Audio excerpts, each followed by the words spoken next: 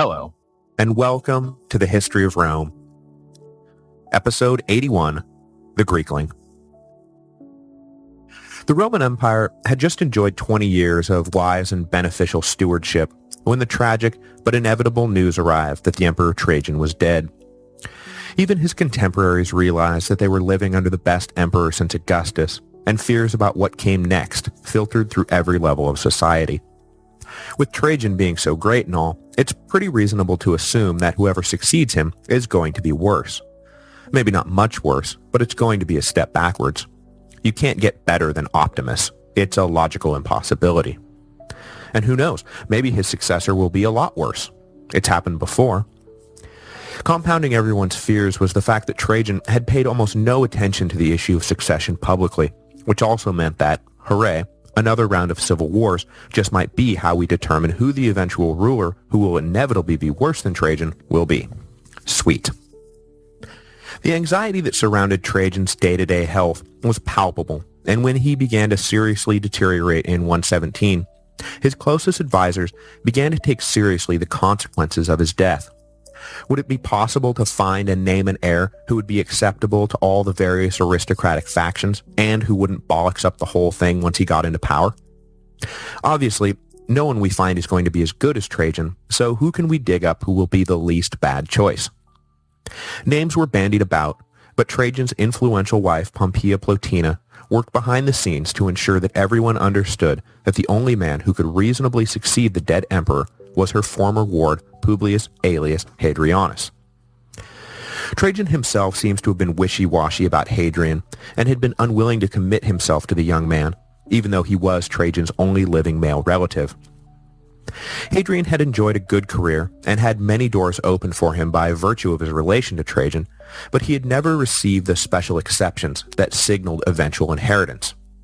But while Trajan may not have been fully sold on his cocky, promiscuous, Philhellene nephew, his wife certainly was, and when the emperor died without leaving clear succession instructions, his opinion, to put it bluntly, no longer mattered.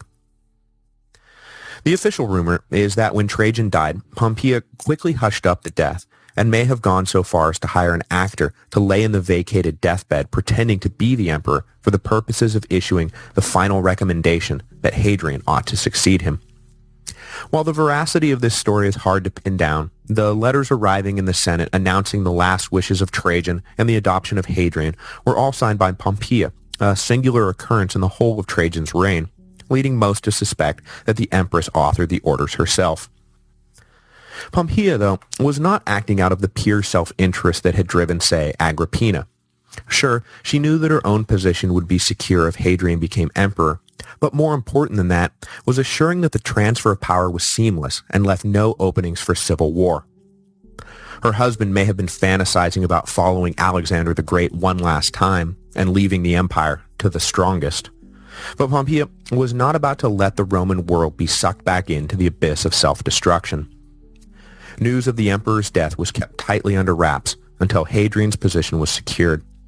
And when word finally did make it back to the capital, it arrived at the same time as news that the legions in the east had gone ahead and declared Hadrian imperator. The Senate and any possible pretenders to the throne were thus forced to deal not with a power vacuum, but a fait accompli. Hadrian is already the new emperor. Deal with it. Even without his future success coloring our view of his being named heir, Hadrian was as good a candidate for power as anyone else out there. He was 41 years old, well beyond the reach of the youthful excesses that had ruined Caligula and Nero, had ample military experience at the highest level, had governed provinces, and was, of course, the sole living male relative of the deceased emperor. He was not by any means the only man who eyed the death of Trajan with ambition, but there was never any doubt after Trajan's initial ascension that his younger cousin and former ward would be on the short list of candidates to succeed him. In other words, when the Roman world found out that Trajan was dead and Hadrian had succeeded him, there was a feeling that, well, yeah, that makes sense. Publius alias Hadrianus was born on January the 24th, 76 AD, into a Spanish-Italian family of senatorial rank. There is some disagreement about whether he was born in his hometown of Italica, near modern-day Seville, or whether he was actually born in Rome while his parents were in the capital on business. The latter smells a lot like post-imperial revisionism, so I tend to go with the former, even if there's no real proof of it one way or the other. Italica was a Roman city in Spain that had been founded by Scipio Africanus to house his injured veterans after he'd completed his clean sweep of the Iberian Peninsula and needed to get going on his invasion of North Africa. Hadrian's family, like Trajan's, had migrated from Italy not long after the colony's foundation, and both quickly became members of a new Spanish-Italian aristocracy, an aristocracy fueled by the lucrative Spanish olive oil trade. Hadrian's father was a well-regarded senator, like his neighbor and cousin Marcus Ulpius Trajanus, the future Emperor Trajan. The elder Hadrian served with distinction across the empire, eventually rising to the rank of praetor, before he died unexpectedly in 86 AD, while still in his mid-40s. Hadrian was only 10 at the time, and as the only male in line, he was thrust into the role of paterfamilias at an incredibly young age.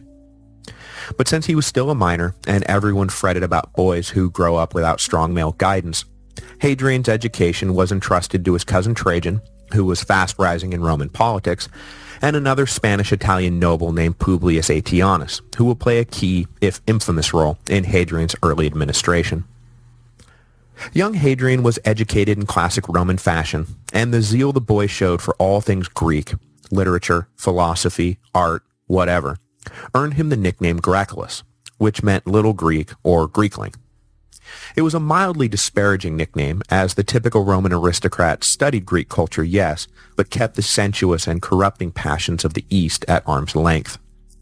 Hadrian, though, embraced all things Greek, and for the rest of his life idolized and sought to emulate his heroes, Homer and Xenophon and Plato. The villa complex he would build for himself after becoming emperor was nothing less than a massive homage to the Greeks in its architecture, landscaping, and underlying philosophic principles. When Hadrian was 14, Trajan brought him to Rome to personally supervise the last stages of the boy's education and oversee his transition to manhood. Trajan was just completing the consulship he had been awarded by Domitian for his rapid response to Saturninus's revolt, and the teenage Hadrian found himself planted right smack dab in the middle of Roman power politics. At this point, there would have been little reason for Hadrian to dream that he might himself don the purple one day, but his close relationship to Trajan meant that he was definitely being prepared for an important role in the imperial system somewhere, so he best pay attention. Living in Rome during the last years of Domitian's reign, not that anyone knew that they were the last years of Domitian's reign, gave Hadrian a close-up view of what to do and what not to do with power, and his later conduct hints that he learned his lessons well, even if there were a few growing pains at first. Through the influence of Trajan, Hadrian received 3 consecutive military tribuneships in Pannonia, Moesia, and Upper Germany successively. It was unusual for a young aristocrat to serve even 2 consecutive tours, as most simply did their year's service and went back to the comfort of their estates. But Trajan was obviously intent on instilling Hadrian with all the martial virtues that he himself so prized. For his part, Hadrian seems to have been an excellent and well-liked soldier. He enjoyed camp life. The camaraderie, the attention to detail, the rigorous exercise all appealed to him, and for the rest of his life, he was able to come and go from legionary camps with ease, speaking the language of his soldiers and willingly sharing in their hardships. Though he is remembered today as the quintessential pacifist emperor, Hadrian always loved military life, and his troops, in turn, always loved him. It was while he was serving his second tribuneship in Moesia that Hadrian learned that his elder cousin had been adopted by Nerva, and it was while he was serving on his third tour in Upper Germany a few months later that he learned that the old emperor was dead, and Trajan now ruled in his own right.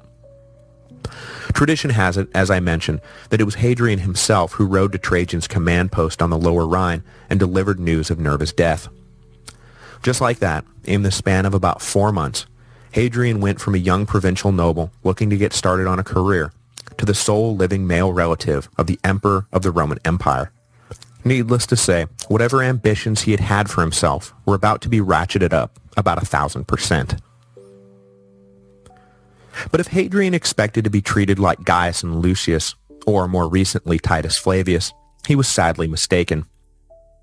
Trajan showed absolutely no sign that he planned to share any of his imperial power with his young cousin. Hadrian's career would obviously receive a healthy leg up, but so did a lot of other people's careers.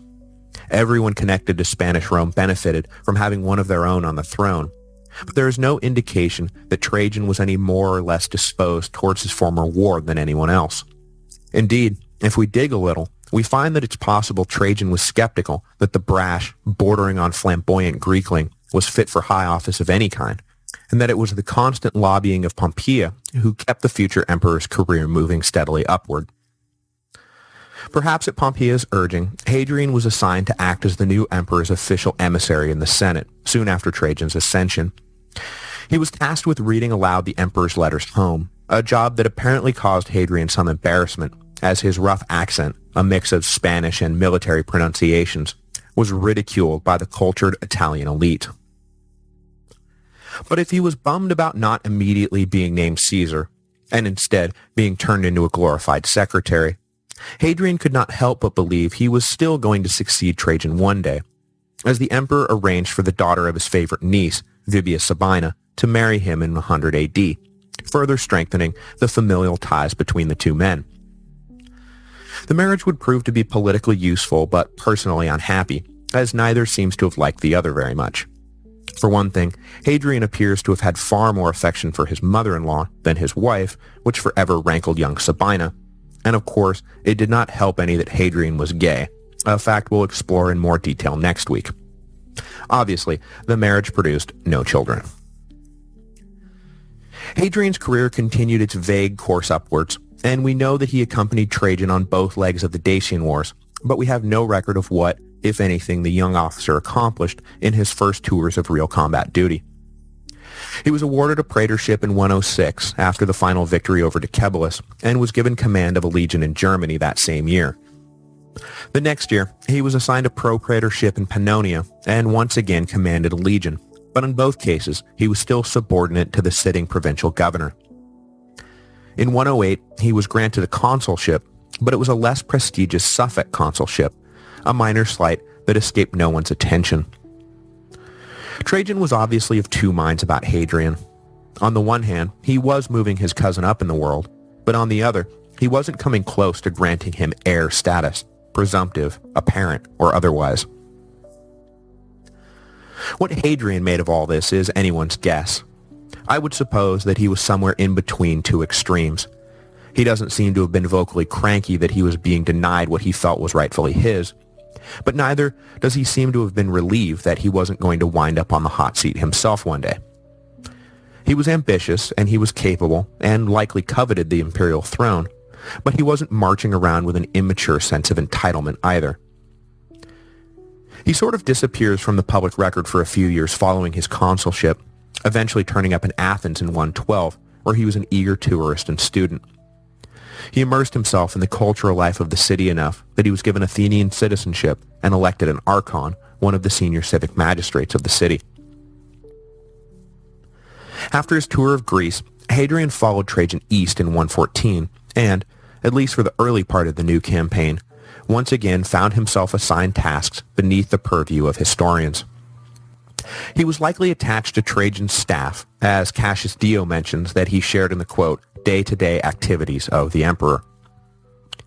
While we don't know exactly what he got up to, we know that he had a front row seat for the initial conquest and the local revolts that followed.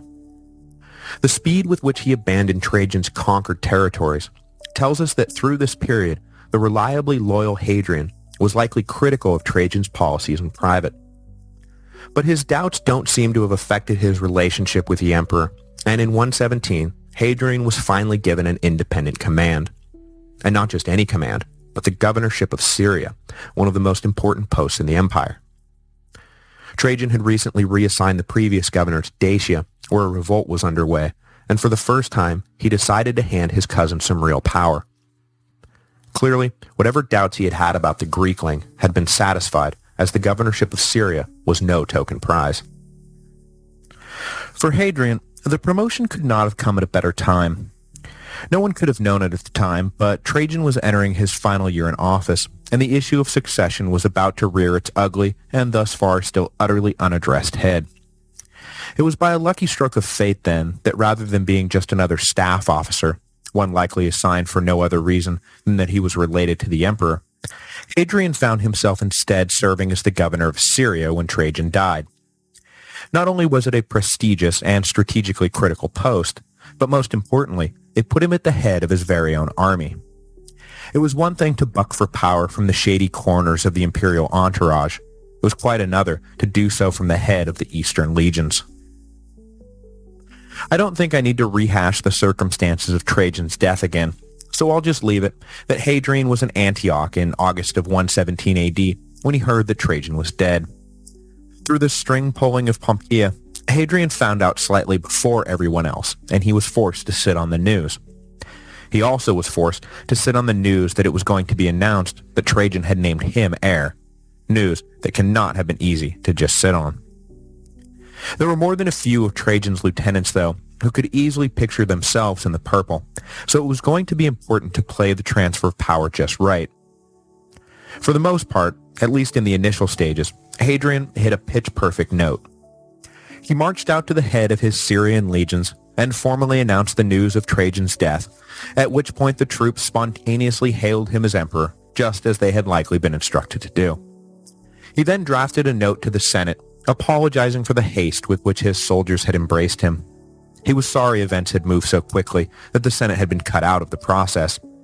He promised to continue Nerva and Trajan's policy of leaving senators more or less sacrosanct, and promised that once he was sure the borders were secure, that he would return to Rome and consult with the venerable conscript fathers. Back in Rome, all of this hit the Senate at the same time. Trajan was dead, he had named Hadrian heir, the Eastern legions had gone ahead and hailed Hadrian as emperor, and he had accepted. What could they do about it? So they ratified the quote-unquote last wishes of Trajan and confirmed Hadrian as the new emperor, heaping on him all the titles and honors of his predecessor.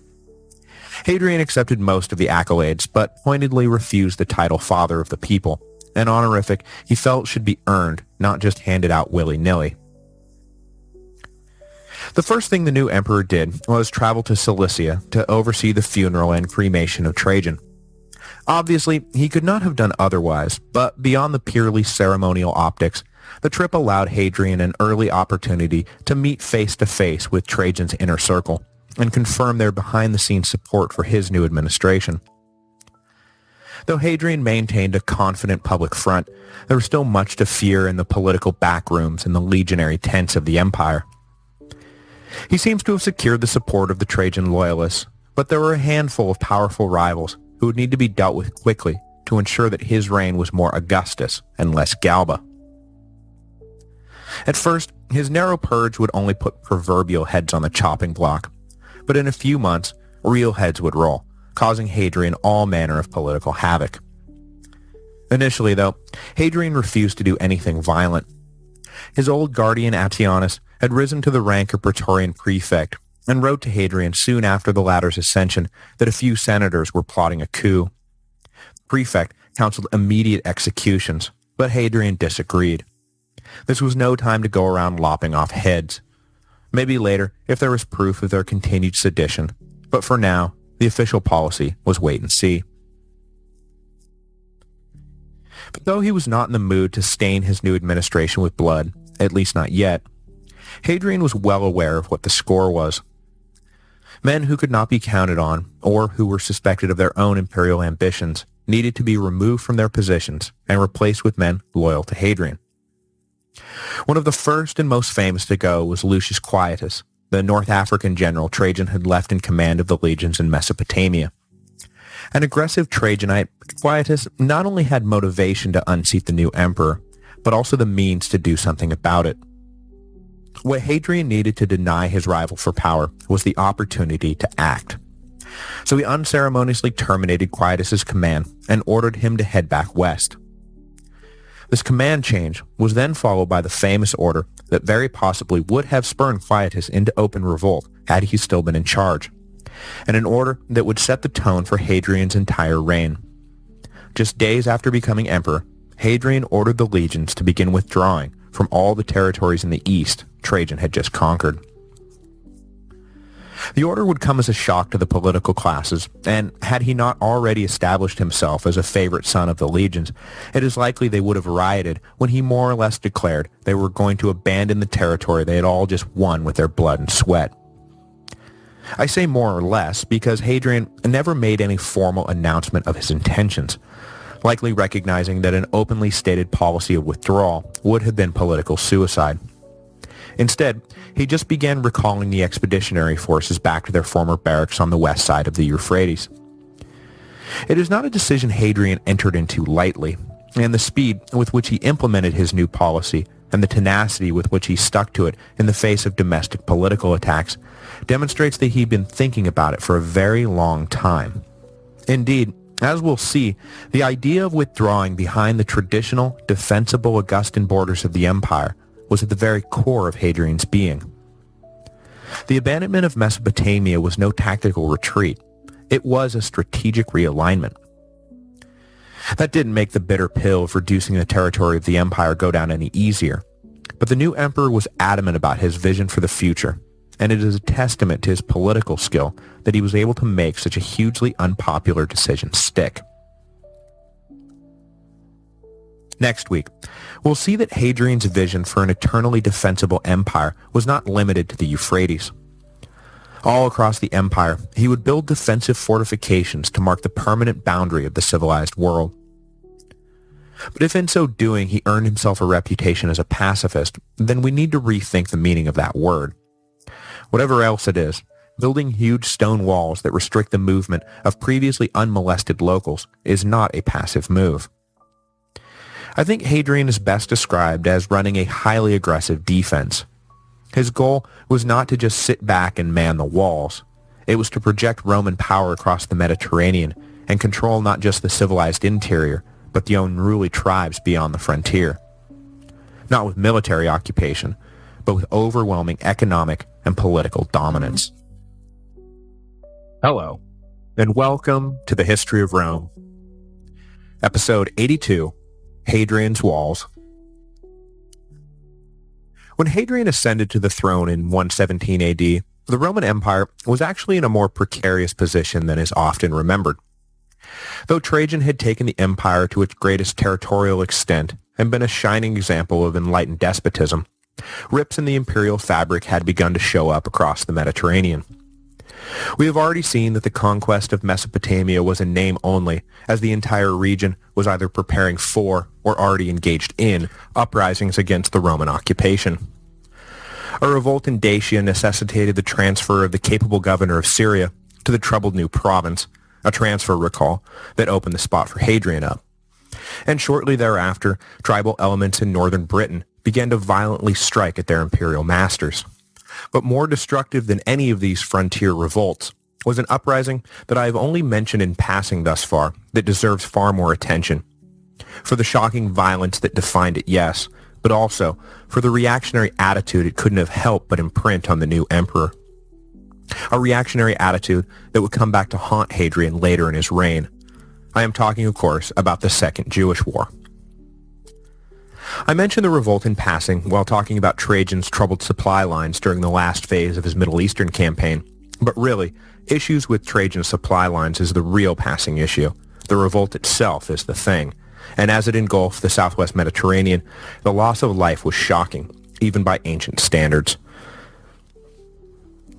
After the Flavians methodically conquered Judea during the First Jewish War, many of the Jews who were not killed or sold into slavery fled their decimated homeland for greener pastures elsewhere in the empire. But their refusal to forsake their traditions and assimilate into the local Greco-Roman societies they arrived in led to fear, anger, and resentment on both sides. Locals couldn't understand why the Jews were being so stubborn and tried to force them to change their ways, while the newly arrived Jews felt nothing but hostility and oppression from their new neighbors. In 115, a man named Lucullus, a Jewish leader from Cyrene, the province neighboring Egypt to the west, finally decided he had had enough, announced that as the new king of the Jews, he was declaring war on his Hellenized neighbors. Though there is a great deal of anti-Semitic hyperbole in the ancient histories, it seems clear that Lucullus led the Jews of Cyrene on a campaign of cultural cleansing. Greek and Roman temples were destroyed, civic buildings were sacked, and all non-Jewish inhabitants, military and civilian alike, were killed on sight.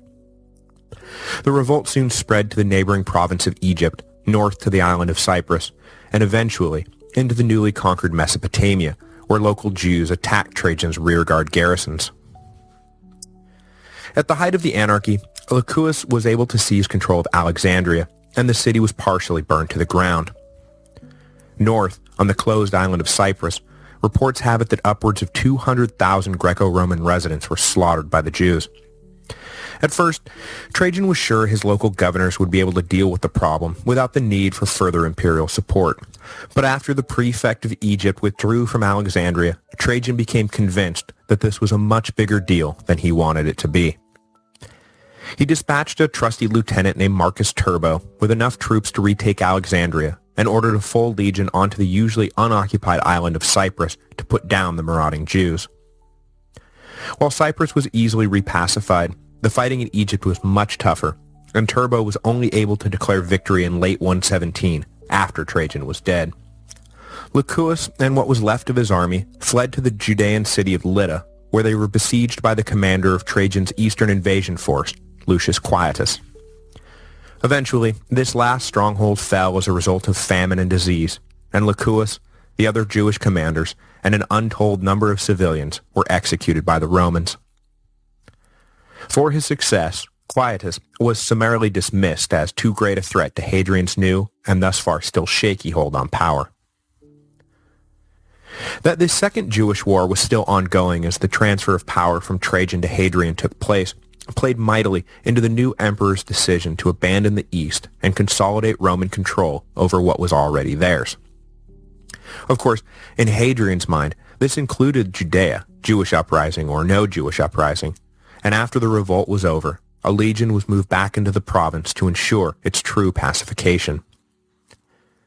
Hadrian may have already been formulating his long-term and ill-fated plan for what to do about the troublesome Jewish province, but for now, it was enough that the violence was stopped. As for Cyrene, where the revolt began, the ancient sources report that the province was so depopulated that Hadrian was forced to actively engage in a recolonization project later in his reign. The island of Cyprus simply banned outright any further Jewish settlement. With the endgame of the Jewish revolt serving as a backdrop, and remember that Hadrian was living in Antioch at the time, just up the road, Hadrian made his fateful decision to pull out of the east and allow the Parthian king Trajan had deposed to return to the throne. There is a lot of talk about how much the withdrawal struck at the heart of the Roman notion that their empire would expand forever, but I think much closer to their hearts was the worship of an obscure god named Terminus, who was the patron of boundaries, and who, it was said, Jupiter himself could not move. Deep in the center of the Roman identity was not simply the notion that they would expand forever, but that what was taken once could never be lost. Once Terminus had set a new boundary, Jupiter himself could not move it. And yet here was Hadrian, a mere mortal, retreating from Terminus's new line, moving him backwards. I think this is really what offended the Senate, who were mightily offended by Hadrian's decision.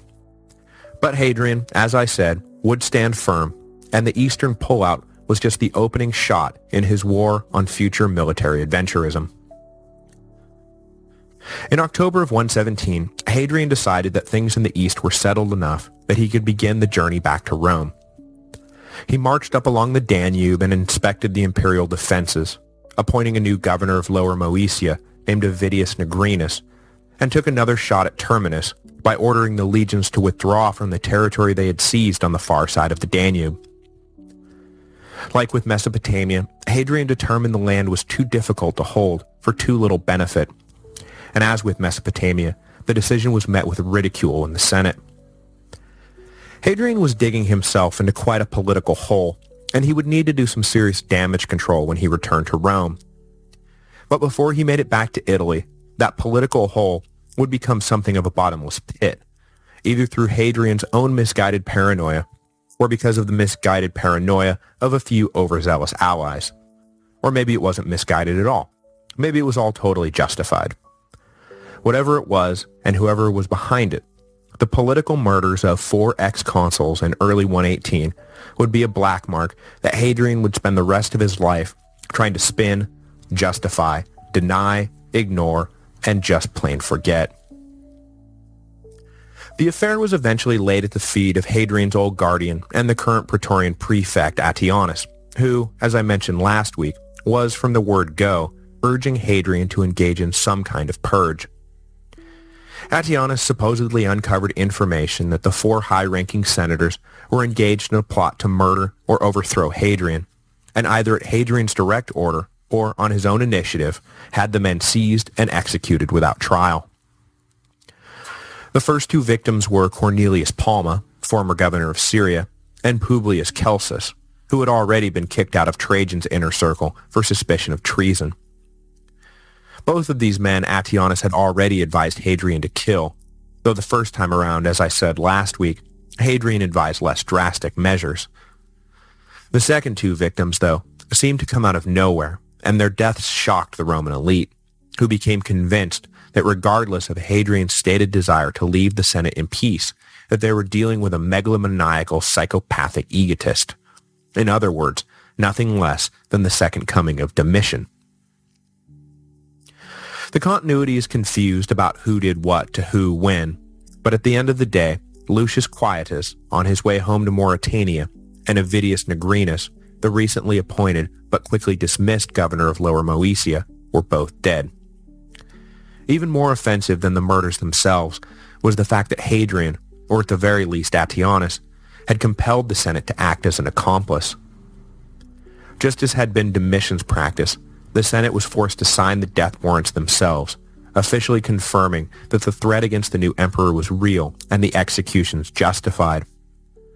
No one in the Senate believed a word of the trumped-up charges, and the murderous coercion enraged them to a man. When Hadrian finally arrived in Rome in July of 118, he was greeted by a more or less joyful citizen body, but was scorned by a super-duper pissed-off Senate.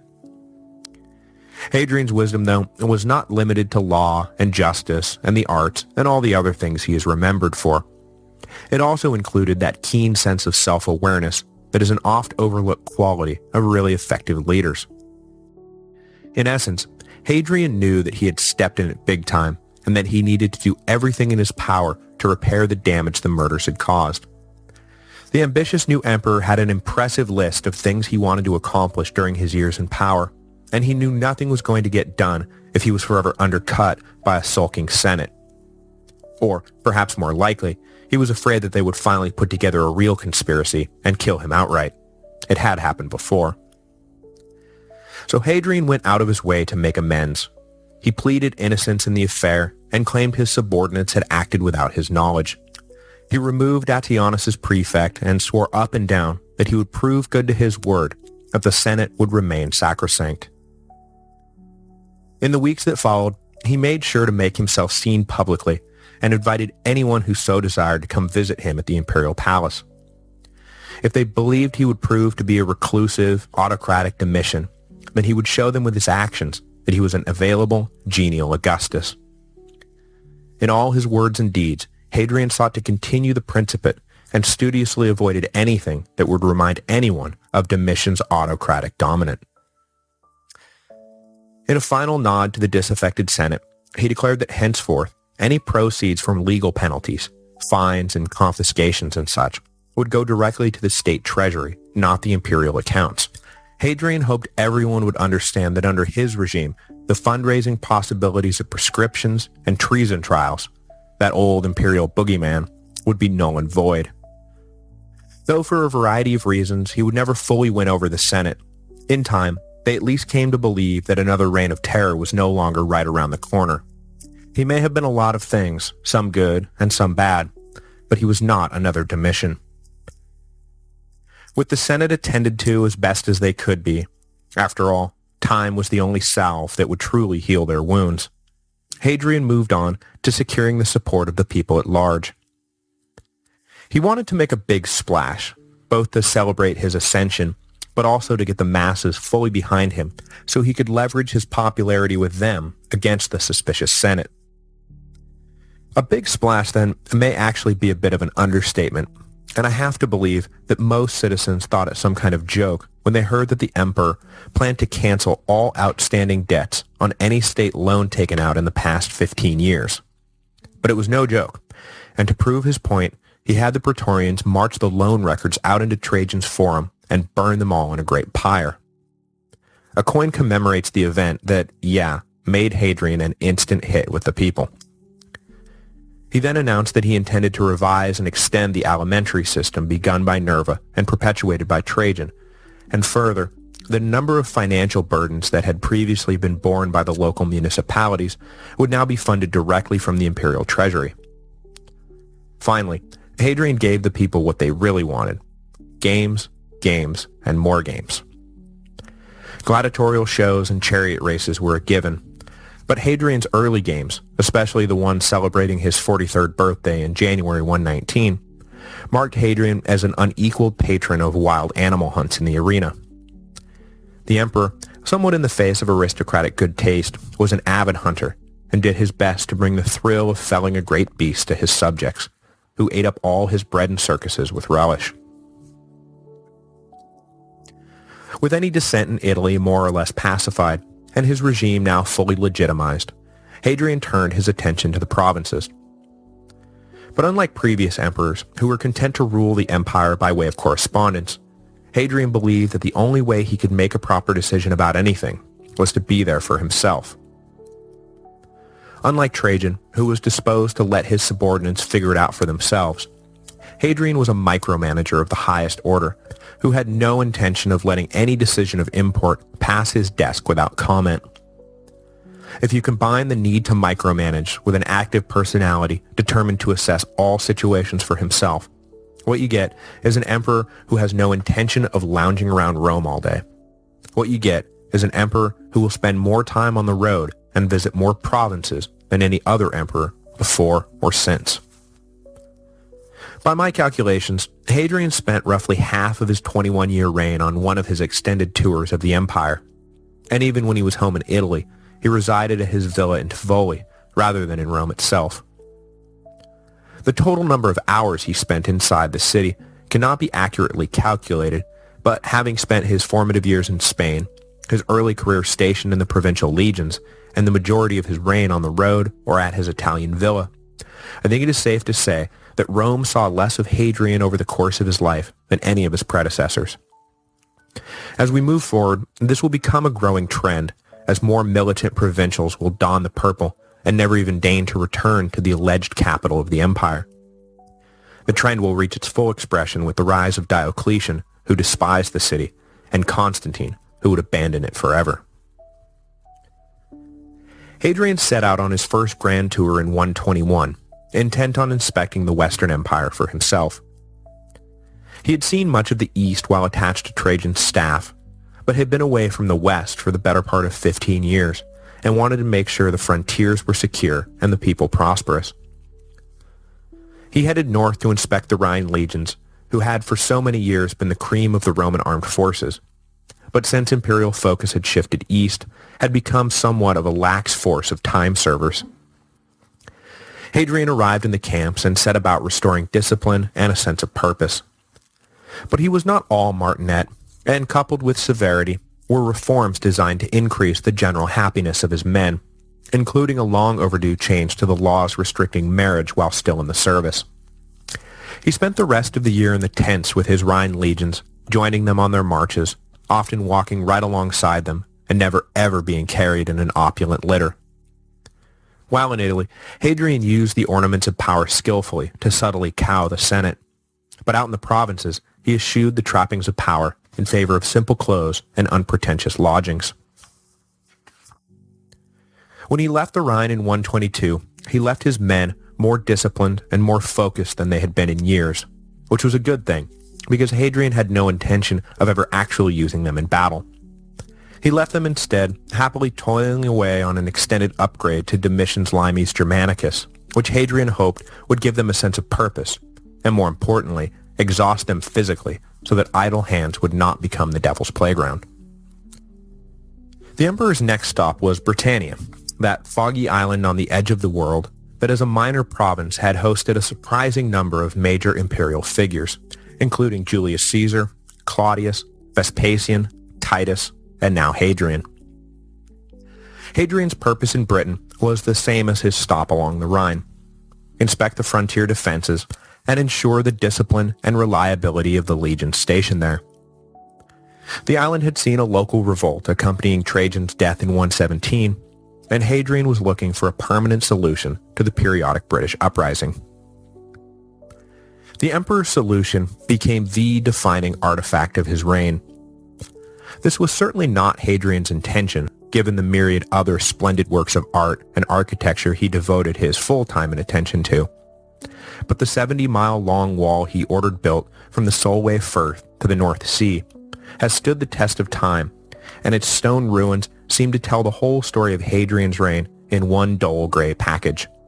His peace and defense policy, his provincial travels, his love of architecture, his savvy economic and political instincts. It's all there in the wall that cuts a line across northern Britain. At its heart, though, the wall was not meant to be a simple defensive frontier, and we shouldn't accept the this side civilization, that side barbarism that summaries of historical summaries often reduce it to. I think part of the key to understanding the true purpose of the wall is the fact that it bisected Brigantes territory. That strongest and typically allied with Roman interests northern British tribe had caused trouble before, had possibly been involved in the 117 difficulties, and no doubt was forever seen as a sleeping menace by the Roman authorities. By slicing their territory in two and forcing all north-south traffic to pass through Roman checkpoints, the imperial authorities were able to effectively divide and monitor the Brigantes. The wall was also a tax collection point, a place where Roman civilization was able to take root in the form of the garrison towns that naturally grew around the legionary barracks, and of course, it was an awe-inspiring projection of Roman power. It is interesting to remember that what we see today is just the leftover remains, and that when it was originally built, Hadrian's wall was whitewashed a spotless ivory color. In the dark climate of the north, the wall was a glowing white line that reminded everyone who the true masters of the world were. Though the wall is, of course, a historical treasure, I can't help but laugh when I think of what Hadrian's reaction would be upon learning that for all his Philhellenism, patronage of the arts and sciences, and the myriad great temples he left in his wake, that a simple stone wall in far-off Britain would be his defining legacy.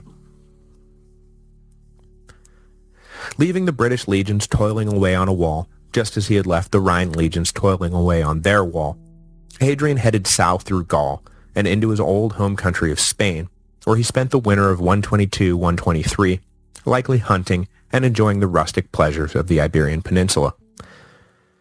When spring came, he headed across the Straits of Gibraltar into Mauritania, where a Moorish rebellion had broken out. The brief rebellion seems to have come to nothing, but it would be enough to prompt Hadrian on a subsequent trip to Africa to order that a defensive line be built facing into the Atlas Mountains, where the nomadic raiders were based. As with his wall in Britain, the North African wall was designed as much to manipulate and monitor traffic flow as anything else. The nomads needed to periodically cross the Roman frontier on their way to fresh water and pasture lands, and Hadrian wanted to make sure that they were inspected and counted as they came and went. Details of the rest of his stay in Africa are sketchy, but the imperial entourage seems to have headed east to the depopulated province of Cyrene, where they then either set sail for Syria directly, or where they simply passed through on their way to Alexandria, where they then set sail from. Either way, in June 123, Hadrian pops up in Antioch, where he intended to deal with a resurgent Parthian empire. With their ill-defined political structure, the Parthians were forever racked by internal squabbles over who should be king. But during the brief periods where one claimant united the fractured eastern kingdoms, Rome had to be on guard against possible encroachment, and that was exactly what Hadrian was in Syria to do. But following the example of Augustus rather than Trajan, Hadrian planned to solve all the disputes between the two great empires diplomatically. Though the ancient sources are once again maddeningly vague, Hadrian appears to have met in personal conference with the Parthian king along the Euphrates, and the two hammered out a deal that confirmed the river as the border between them. The details of what concessions were made along the way were not recorded, but whatever the cost, Hadrian no doubt saw it as a cheaper alternative to the blood and treasure war in the East would naturally drain. The settlement once again sent the hawkish Senate into a tizzy, who couldn't understand why the emperor was bothering to deal with a kingdom the legions had so recently steamrolled. But Hadrian had a vision of peace and stability, and he was not going to abandon it just to satisfy the egos of a bunch of rich old aristocrats back in Rome. Having come to terms with the Parthians, Hadrian headed back to the west through Asia Minor. Throughout 124, he played the part of tourist, judge, and director of public works, and every stop along the way, and indeed practically every city he would ever visit during his 21 years in office, was left with an improved aqueduct system, an expanded street, or a new theater, or some other civic improvement Hadrian had devised or approved of. His last stop in Asia Minor before he landed in Athens in the autumn of 124 was the province of Bithynia Pontus, on the southern coast of the Black Sea. The stopover is important because it was while passing through the city of Claudiopolis that Hadrian possibly first met Antoninus, the young Bithynian who would come to mean so much to the emperor. No record exists of when the two first met, but the journey through Antoninus's home province is as likely a time as any. I thought I would get into the Hadrian-Antoninus relationship this week, but I'm going to put it off until next week, as I would very much like to get Hadrian back to Italy before we close out this week's episode. So I'm just going to leave it that this is the time Hadrian may have first laid eyes on the boy. Hadrian then crossed the Aegean and settled into Athens for the winter. He was driven to make it back to the city before the famous rites of the Eleusinian Mysteries took place in the autumn, a mystical experience the emperor very much wanted to take part in. He arrived in time and became an initiate in the elaborate Greek mystery religion, just as had Augustus before him. He spent the winter in Greece, laying out plans to transform Athens from decaying backwater into refurbished cultural capital, a plan the Greeks looked upon as a mixed blessing. Ever proud of their historical independence, they appreciated the emperor's interests, but were a bit annoyed at the extent to which Hadrian was planning to put his own stamp on the ancient city. Hadrian may have loved all things Greek, but the Greeks did not necessarily love all things Hadrian. By 125, Hadrian had been out of Italy for 4 years, and though if he had had his druthers, he probably would have just settled permanently in Athens, the city he truly loved, he knew that he had to return to Rome at some point, or the Senate would ratchet up their feelings of neglect into feelings of rebellion. But it would not be all bad. Before leaving, Hadrian had left detailed instructions for the construction of a new imperial villa complex in Tivoli, about 20 miles from Rome, that would be a little slice of Greece in the heart of Italy. His on-site managers had reported that the villa, while not totally finished, was at least habitable, and the emperor could look forward to residing in his new home upon his return. In 125, Hadrian sailed from Greece, and after passing through Sicily to inspect the breadbasket of the empire, the emperor finally made his triumphant return to the capital. Though he had no love for the city itself, his return meant that he could tour all of the new construction he had ordered before he left. Knowing that he was going to be gone for years, Hadrian wanted to make sure the citizens of Rome did not feel that the emperor had forgotten them, and the capital was already feeling the effects of Hadrian's new architectural vision, including the recently completed reconstruction of Agrippa's burned-out Pantheon. Next week, we'll set out once again with Hadrian as the restless emperor tours the Italian peninsula, returns to North Africa, and then heads back to the Eastern Empire where his heart truly resided. Along the way, he would pass through the destroyed ruins of Jerusalem, where he would make a fateful decision to rebrand the city and the wider territory of Judea as a truly Greco-Roman province. A decision that would have serious consequences as yet another brutal Jewish revolt would break out, disrupting the uninterrupted peace Hadrian had worked so hard to maintain. Hello, and welcome to the History of Rome. Episode 83, May his bones be crushed. In 125, Hadrian returned to Rome for the first time in 4 years. In that time, he had completed one full counterclockwise circuit of the empire, up through Gaul to Britain, then down through Spain into Africa, east across North Africa, up into Syria, then west across Asia Minor to Greece, and then, after a brief final stop in Sicily, back to the Italian peninsula. His return to the capital was greeted with a mixture of enthusiasm by some, annoyance by others, and indifference by the rest. In the 7+ years Hadrian had already logged on the throne, he had earned a reputation as an ever-active polymath executive whose interest extended to every corner of the empire. While the provincials loved the personal attention Hadrian lavished upon them, the Roman Romans, the ones who actually lived in Rome, were less enthused by the emperor's corresponding inattention. Hadrian had kept the bread and circuses flowing and continued the building boom that had rolled on uninterrupted since the reign of Domitian, but there was a growing feeling that in most respects Hadrian was not really one of them. In the final analysis, the emperor turned out to be a Grecophile Spaniard who loved all the things a proper Roman was supposed to hate: hunting, astrology, poetry. He was also an unapologetic and open homosexual, and of course, there was his trivial, but somehow still earth-shattering decision to abandon the austere, clean-shaven face that had defined the look of the Roman aristocracy for centuries in favor of a full beard. Hadrian was an emperor, yes, but whether he was a Roman emperor was something of an open question. For his part, Hadrian did not trouble himself too much with the social taboos he was upending, and for the most part, his iconoclasm seems to have happened by accident.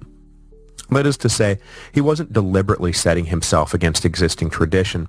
He was instead simply supremely confident in who he was and what he was doing. There are a couple of explanations for his beard, for example, from it being an extension of his Philhellenism to it being an easy way to connect with rank-and-file soldiers, who often wore beards, to a simple desire to cover a pockmarked and warty face. But nowhere does anyone report that he wore a beard just to tick off the conservative elites back in Rome. On a larger scale, his promotion of Greece at the expense of Italy was not undertaken because he wanted to spit on Italian exceptionalism, but because he knew that the long-term interests of the empire begged for all of the provinces to become united on a more equal footing. As I said when I was introducing Trajan, it was fast becoming counterproductive to view the empire as a collection of provinces ruled by Rome, rather than a single, cosmopolitan, pan-Mediterranean political unit. While the vast majority of subjects within the empire eyed this change of focus with relish, it all went over like a lead balloon in Italy, where every man, woman, and child had been raised from birth to believe that they were, in fact, exceptional in every single way and ruled the world by divine right. Hadrian lived in his villa at Tivoli from 125 to the beginning of 127, conducting the business of empire from the newly constructed compound rather than from the imperial palace on the Palatine or, God forbid, the halls of the Senate. The world no longer revolved around Rome. It revolved around Hadrian, just as Hadrian wanted. In 127, he got restless again and decided to go on a quick tour of the one province he had thus far neglected, Italy itself. So he spent the rest of the year traveling around the peninsula doing what he did best, adjudicating legal disputes and ordering architectural improvements in every municipality he passed through. It was during this tour that Hadrian decided to implement one of the few reforms that would not survive his death. Future emperors would follow Hadrian's precedents consciously or unconsciously for years, right down to the bearded face. But the emperor's reform of Italian political administration would be repealed practically hours after he died. Since the days of Augustus, Italy had been divided into 17 administrative districts, but the local towns and cities were mostly left to their own devices. Hadrian decided to divide the peninsula into 4 zones, each run by an imperial procurator, who would answer directly to the emperor. It may seem an innocuous shift, but the Italians resented the hell out of the fact that Hadrian was effectively turning Italy into just another province. So, like I say, the reorganization of the peninsula would be repealed immediately once Hadrian wasn't around to defend this universally unpopular idea. Italian exceptionalism would die one day, but not yet. 127 also marked Hadrian's 10th year in office, which he celebrated with appropriate games and banquets. The auspicious occasion was marked with darkness, though, as the emperor seems to have either fallen ill or suffered from a serious accident that laid him up for months, right around the time of his decennial celebrations. But the emperor was not going to be held down for long, and in the spring of 128, he was healthy enough to make a return trip to North Africa, which he had been forced to speed through on his way to the summit with the Parthians in 123. Before he left, though, he finally accepted the one honorific he had thus far refused, having decided he had finally done enough good to be hailed Father of the People. On this latest trip to Africa, he was able to focus more intently on the particulars of the North African provinces, though the visit basically followed the standard Hadrianic template. Inspect the troops, order defensive fortifications built, improve municipal infrastructure, and settle legal disputes. Hadrian's standout accomplishment during his time in Africa happened just as he was arriving. Plagued by drought, the arrival of the emperor had been accompanied by sudden rainstorms, prompting coins to be issued praising Hadrian the Rainmaker. Before the fall came, Hadrian skipped back to Italy on his way to Greece, where he planned to take part in the Eleusinian mysteries for a second time, this time as a full initiate. The cult tickled all of the emperor's sweet spots, from its classical Greek character, to its overt mysticism, to its ability to bring together the Hellenized world in one unifying ceremony. This last point stuck in the emperor's head, and on this, his third long-term stay in Greece, he initiated a plan to bring the Greeks together as a single political force. The Greeks had, of course, always been the cultural engine of the empire, but their long history of city-state independence and its attendant intra-Greek squabbling had always left them weak politically. So, hot on the heels of his decision to downgrade Italy to just another province status, Hadrian pushed the Greeks to join together in a new Pan-Hellenian league designed to raise them from eastern backwater to major player. He personally lobbied the magistrates of Athens and Sparta, the two most important and most antagonistic cities, to join in the new league that would unite Greece and bring them power within the empire that they had thus far never dreamed possible.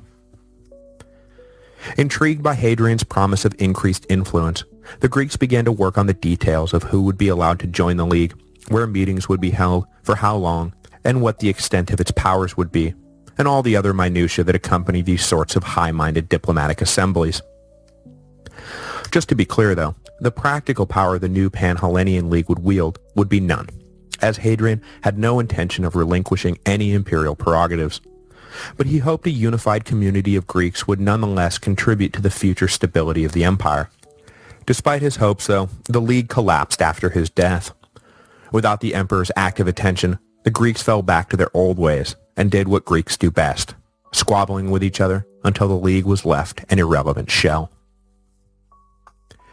In 129, the emperor sailed from Athens to Anatolia, and from there he traveled down into the eastern provinces, where he called together, presumably in Antioch, though I haven't been able to confirm that little detail, the collection of client kings who served as the buffer between the empire proper and the barbarian lands beyond the frontier of civilization. For the hawkish Senate, the summit was a complete embarrassment, as it shoved in their faces once again Hadrian's policy of purchasing peace rather than fighting for it, as had always been the Roman way. Client kings were client kings because they were paid by the emperor to stay client kings. The crass financial nature of the relationship offended the Senate, but Hadrian paid them no mind, boasting about the fact that he had won more by doing nothing than others had by waging war. Hadrian then traveled south to Egypt in 130, but along the way, he stopped off at the ruins of Jerusalem to take care of some unfinished business. The province had been heavily depopulated during the various Jewish revolts. Its great cities had been destroyed, the Temple of Solomon had burned to the ground, and the political authority of the Jewish high priests a thing of the past. Hadrian decided to bring the troubled region back to life by annihilating the last vestiges of Judaism and rebranding the old province as a Hellenistic colony of the Greco-Roman world. He ordered the devastated Jerusalem rebuilt, renaming the city Aelia Capitolina, the Aelia part coming from Hadrian's own name, and the Capitolina part signaling that the city was dedicated in the name of Jupiter.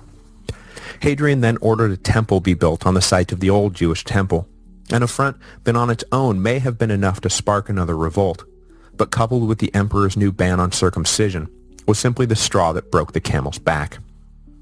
In just 2 years' time, revolt in Judea would once again be headline news, and no fewer than 12 legions would be needed to prosecute and win the Third Jewish War. Hadrian was blithely unaware of the train wreck he was setting in motion, though, and, no doubt pleased with how nice and Greek he had left the region, he traveled south to Egypt, where he planned to indulge in every tourist trap the ancient kingdom had to offer. It is the emperor's trip up the Nile that finally brings us to the relationship that had dominated Hadrian's personal life the past 5 years, his long-standing affair with the teenage boy Antoninus. Now, homosexuality as a psychological identity was still 2,000 years or so from being created, and in the classical world, gender roles and sex were not nearly as defined as they are today. So it is hard to come right out and say that Hadrian was gay, or that made him unique among Roman emperors. Gibbon, for example, famously commented that Claudius was the only emperor whose taste in love was, quote, entirely correct. In the ancient world, the line of appropriateness came down to whether one was the dominant or passive partner, the former being all well and good, while the latter was seen as a mark of great shame, and, as with the case of Julius Caesar and Octavian both, the source of frequent political jabs. That all being said, though, there were certain mores concerning homosexual interactions that it seems Hadrian, as in everything else he did with his life, flouted with impunity. His choice of partners, his complete abandonment of women, and above all, his willingness to do everything out in the open, bothered the permissive, but subtly so, Roman aristocracy. And this brings us to Antoninus, the boy from Bithynia. How the emperor and the young man met is a matter of historical speculation, but however he became attached to the imperial entourage, be it at Hadrian's specific request or through some more general order by the emperor to bring all the most beautiful youth to his court, by 125, the 48-year-old Hadrian and the 14-year-old Antoninus were likely living together openly in Hadrian's Italian villa. The age difference is shocking to modern sensibilities, but in a world where teenage girls were routinely married to middle-aged men, the gap was not a serious impediment to their relationship. Plus, one of those unstated mores regarding homosexual behavior was that a young man could indulge in a sort of exploratory bisexual period that was often guided by an older man during his teen years. So while the relationship between Hadrian and Antoninus was something of a scandal, those exploratory years were supposed to be handled with all due discretion by the elder partner. The emperor himself felt no significant pressure to end the relationship. Besides, by all accounts, this was no fling for Hadrian. He appears to have been genuinely in love. Antoninus had been born in 111 in Bithynia, and was, by all accounts, a beautiful young man. It is supposed that sometime around 124, Antoninus was enrolled in the imperial page program that trained young men for service as valets, secretaries, couriers, and whatever else the emperor required. It is also supposed that it was around the time Hadrian returned from his first tour of the empire in 125 that Antoninus officially joined the imperial entourage. Moving into the emperor's villa, Antoninus quickly became the emperor's constant companion, and for the next 5 years, wherever Hadrian went, so went Antoninus. For all the happiness they shared, though, the couple was headed for a tragedy that we are still at a loss to explain today. In 130, as I said, the imperial court moved south into Egypt, where Hadrian intended to bask in the glow of the most ancient kingdom of the known world. They took in the pyramids and the Sphinx and visited the tomb of Alexander the Great. Then they boarded a grand flotilla that headed up the Nile to the ancient Egyptian capital of Memphis and beyond. In October of 130, the flotilla stopped off at Hermopolis to visit an old temple dedicated by Ramses II, and it was while in port there that the drowned body of Antoninus washed up on the banks. Hadrian was crushed. Like I said, no one knows for sure what happened, and I am certainly not going to push some version or another with certainty.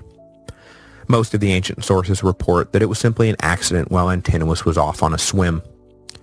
But others suppose that Antoninus committed suicide, either because he knew that the aged emperor would soon grow tired of him, or, perhaps worse yet, that the emperor would not grow tired of him, and Antoninus would be trapped in a shameful pseudo-marriage he could not control. Still others state that Antoninus was sacrificed, according to the mystical advice of Egyptian holy men who told the emperor he could achieve long life if another died in his place. In this last telling, some have it that Antoninus willingly gave himself up, some that Hadrian's agents killed the boy in his name but without his knowledge, and others that Hadrian ordered up the murder himself. What are we to make of this jumble? Honestly, I don't think anyone knows. The emperor's reaction to the news seems to belie that he was anywhere near growing tired of the boy, or that he ordered Antoninus killed. Because, while in mourning, Hadrian founded a city in Antoninus's honor at the site where he died. Further, the various astrologers and mystics the emperor often kept hanging around assured the emperor that the new star in the sky he had detected was indeed Antoninus, and Hadrian declared that the boy had attained true godhood, and a new cult would be created to worship him. In fact, as it stands, Antoninus is one of the most well-known faces of the ancient world due to the proliferation of statues and monuments Hadrian erected in his honor across the empire. Eventually, Hadrian's sadness was overtaken by pressing business, but the cult of Antoninus spread across the east as local municipalities of every size quickly recognized that an easy way to curry favor with the emperor was to direct a few dollars to the worship of his dead lover. For a while, the cult of the now idealized vision of youthful beauty that Antoninus came to represent competed head-to-head with the emerging cult of Jesus Christ for adherents. Back in Rome, the news of Antoninus's death was accompanied by the news that Hadrian had ordered the boy deified. The Senate was taken aback by what they considered to be a double insult. First, there was the fact that a non-imperial family member was being deified. Mothers, sisters, fathers, sons, they were all welcome in the cult of the Caesars, but a 19-year-old boy with no legal or familial connection to the emperor, who was by all accounts simply Hadrian's lover? People knew Caligula had really gone round the bend when he threatened to make his horse a consul. Was this really so different? Perhaps the more pressing concern for the Senate, though, was that Hadrian, in his grief, had bypassed them completely. Emperors who wanted to stay on the good side of the aristocracy asked the Senate's permission to deify dead relatives. It was just good manners. The last emperor to simply declare someone's divinity was Domitian very early on in his reign. Not that he really cared much right at that moment, but by deifying Antoninus, Hadrian suddenly found himself being compared not to Augustus and Trajan, but to Caligula and Domitian. So like I said, Hadrian never would get the aristocracy on his side, and when it came time for Antoninus to deify Hadrian after the emperor's death in 137, well, that became something of a protracted struggle. Antoninus finally threatened to resign, forcing the Senate to deify his adoptive father or face the prospect of civil war. After laying the foundations of the new city of Antinopolis, Hadrian made his way back down the Nile to Alexandria, and from there seems to have headed for Greece. We don't know whether he returned to Italy at all in the meantime, but Hadrian was definitely in Athens in 132 when news came that a violent revolt had broken out in Judea. The reason why a rebellion broke out at that precise moment is still unknown, but in general, the Jews had been in a state of apoplexy since Hadrian had wandered through their homeland, all but outlawed their religion, and then rebuilt Jerusalem as some pagan colony. So the fact that an uprising began at all was one of those when, not ifs. One thing we do know is that the revolt was not spontaneous. It was a carefully planned affair that had probably been in the making from the moment Hadrian departed Judea for Egypt. In addition to the network of caves and tunnels the Jewish fighters constructed to offer safe harbor in what was sure to be a guerrilla campaign, the Jewish leadership also hit upon a neat trick to help them secretly stockpile weapons. Knowing Hadrian's exceedingly high standards for military equipment, local Jewish craftsmen sent in deliberately shoddy weapons to the local Roman garrisons. When the equipment was predictably returned as substandard, it was picked out of the rubbish bin and reworked for use by the Jewish rebels. When the revolt finally did break out, Roman commanders were shocked at how well the Jews were armed. In 132, prepared as they were ever going to be, the Jewish leader Simon Bar Kokhba announced that he was the Messiah Jewish prophecy had long promised, and that he was going to drive the pagans out of Judea and restore the independent kingdom of Israel. At first, the lunatic ravings of yet another Jewish Messiah struck the local Roman administrator Tinius Rufus as beneath his time and attention. But it soon became clear that Simon was leading a well-armed and politically unified insurrection force.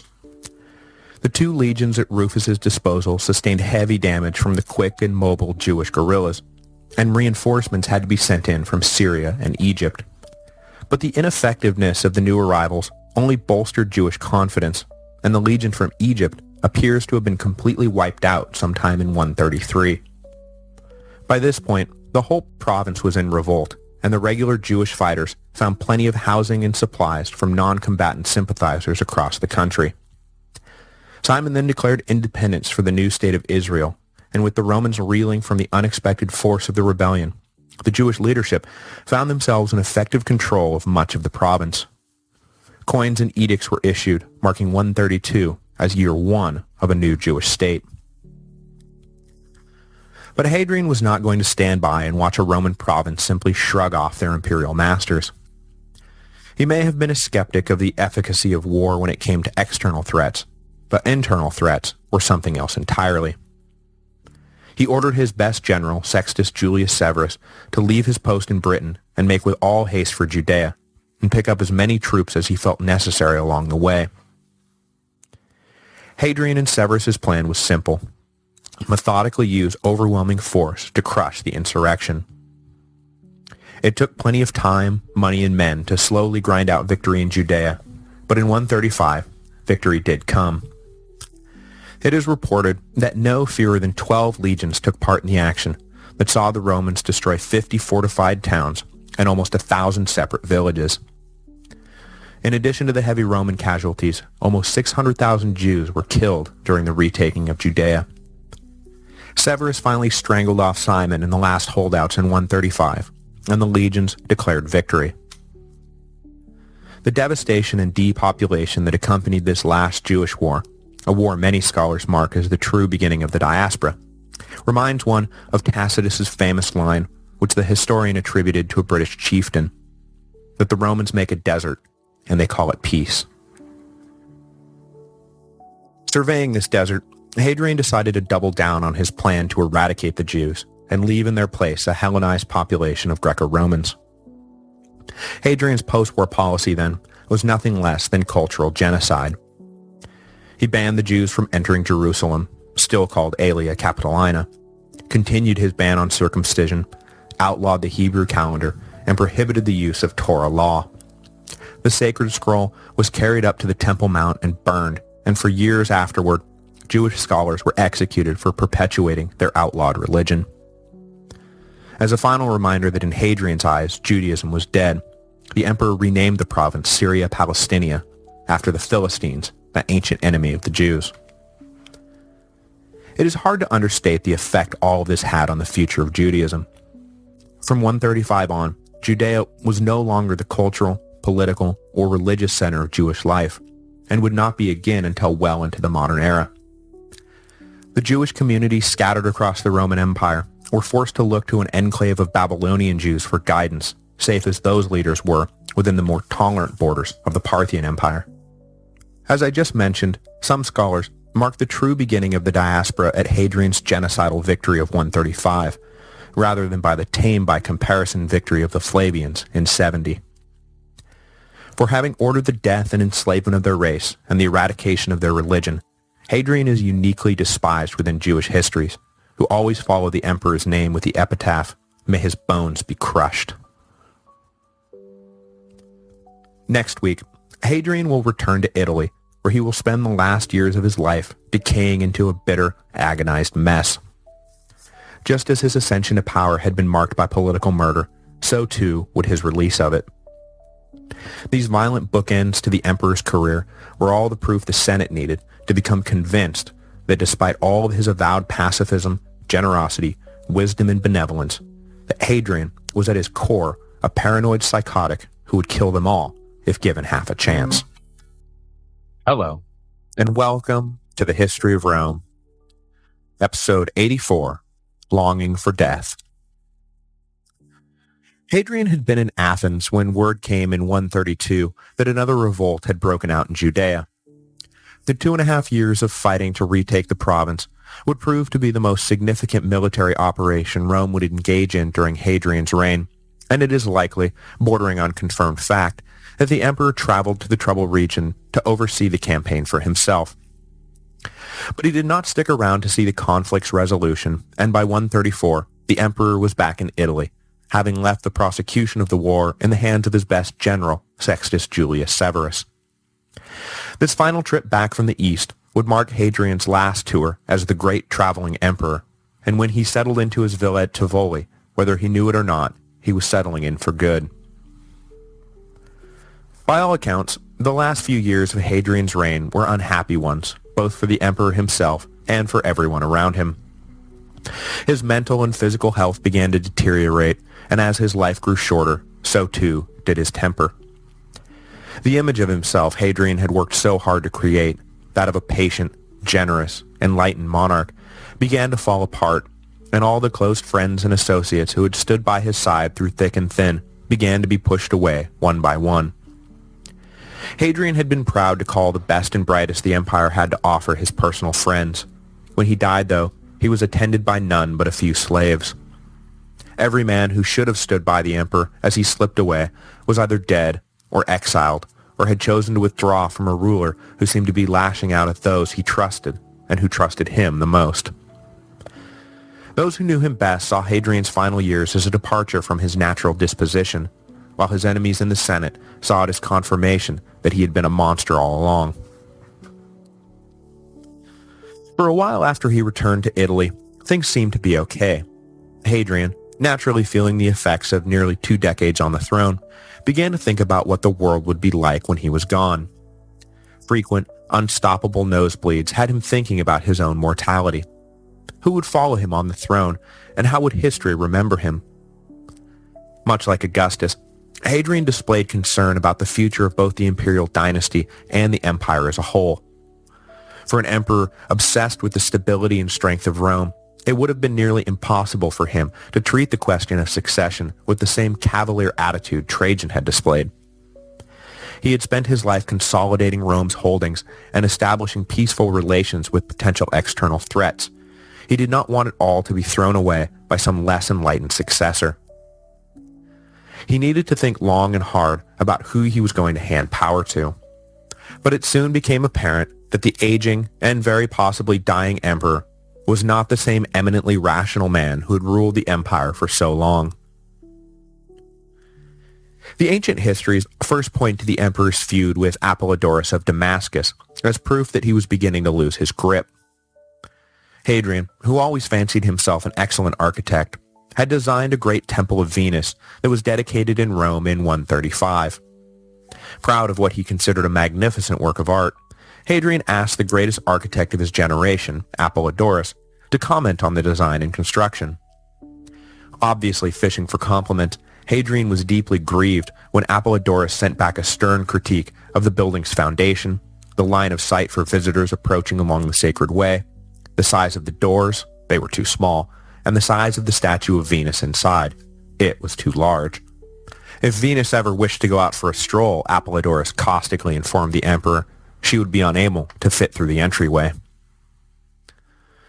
Now, the emperor and the architect had been on tense terms for years. A standard legend has it that at some point during the Dacian Wars, Hadrian had interrupted a conference between Trajan and Apollodorus to offer his own opinion of the project they were discussing, and Apollodorus, incensed that this young amateur was even approaching the grown-ups table, dismissed Hadrian, telling him to go back to his drawings, that he understood none of this. Relations between the enthusiastic amateur and the proud professional never got much better, though Hadrian seems to have respected Apollodorus enough that he asked the architect to help design war machines that would allow the legions to attack Jewish cave bases during the Third Jewish War. But respect or no, Cassius Dio reports that when Hadrian read Apollodorus's critique, that he became enraged and ordered the architect banished from Rome, and shortly thereafter had him executed. If this seems like an overly rash response to what was probably reasonable criticism, you're right.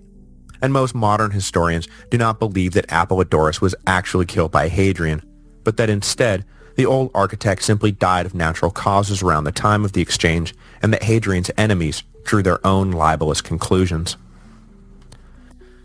But if the crime itself never took place, the mood of Hadrian's last years certainly made believing that the crime did take place easy to swallow, and that, more than anything else, is the moral of the story. Because while he may not have executed Apollodorus, the emperor's treatment of his own family is confirmed fact. Placing Apollodorus's blood on Hadrian's hands is not so much a matter of falsely accusing the innocent, as it is adding one more name to the list. As 135 gave way to 136, the issue of succession began to consume the emperor. That, and the completion of his great mausoleum on the banks of the Tiber, which is still standing in Rome, so go visit that too. For Gnaeus Pedanius Fuscus, the only living male relative of the emperor, this should have come as welcome news. Fuscus was Hadrian's teenage great-nephew, the grandson of his sister and a powerful senator named Lucius Julius Servianus. But unfortunately for Fuscus, Hadrian had watched the boy grow up and determined that he was utterly unfit for power, that his tastes were too lavish and too petty, a Nero in the making if there ever was one. Hadrian's unwillingness to commit to Fuscus greatly annoyed his grandfather Servianus, who was past 90 years old, but still growing strong. Servianus and Hadrian had never gotten along, and the fact that they were brothers-in-law seems only to have widened the gap, rather than bridge it.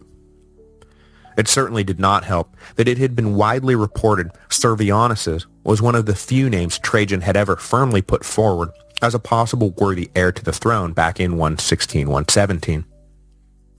That he had been passed over in favor of his younger, cockier brother-in-law, likely through the machinations of a woman at that, had always stuck in Servianus's craw. But in his last years, the unmistakable reality that his grandson was the only man living with a blood relation to the emperor seemed to Servianus to resemble some kind of cosmic justice. But in defiance of this cosmic justice, Hadrian determined that whoever he chose, young Fuscus would not be his man. Blood ties be damned.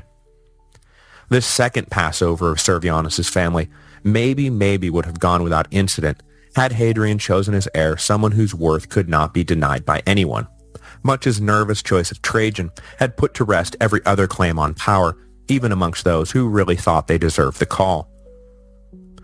Hadrian could have settled Servianus's discontent by choosing some worthy man, like, for example, and I'm just throwing this out there, Sextus Julius Severus, the troubleshooting general who had just won the war in Judea. But instead, in 136, prompted by a massive hemorrhage that nearly killed him, Hadrian announced to a shocked Roman world that he was adopting a relatively obscure and unaccomplished man named Lucius Caeonius Commodus. Muckrakers immediately pointed to Lucius's reputation as a pretty dilettante as the deciding factor, but the emperor's sympathizers argued that Hadrian was playing a game of four-dimensional chess with the succession issue that only the brilliant emperor himself could fully understand. I, of course, would adopt the boring conclusion that it was likely somewhere in between these two extremes. The choice of Lucius, who changed his name to Lucius alias Caesar when the adoption went through, does seem a curious one taken on its own, though.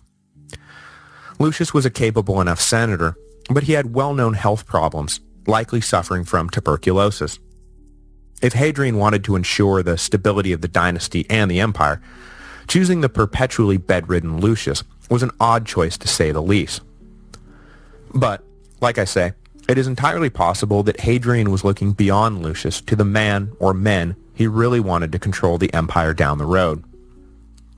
Lucius would be his stopgap, his very own Nerva, to bridge the interregnum between Hadrian and the young men he really had his eyes on. But before we get into them, it is worth mentioning one other salient detail about Lucius that may have recommended him to the emperor. Namely, that he was the son-in-law of Publius Nigrinus, one of the 4 ex-consuls who had been murdered in 118. Hadrian was concerned about his legacy, and the choice of Lucius may have been an olive branch to the Senate, an admission that he understood their anger and that he wanted to set things right. Most agree, though, that Lucius was not the true object of the emperor's plans, that the fourth dimension of Hadrian's scheme was the grandson of one of the emperor's closest friends and advisors, Marcus Annius Verus.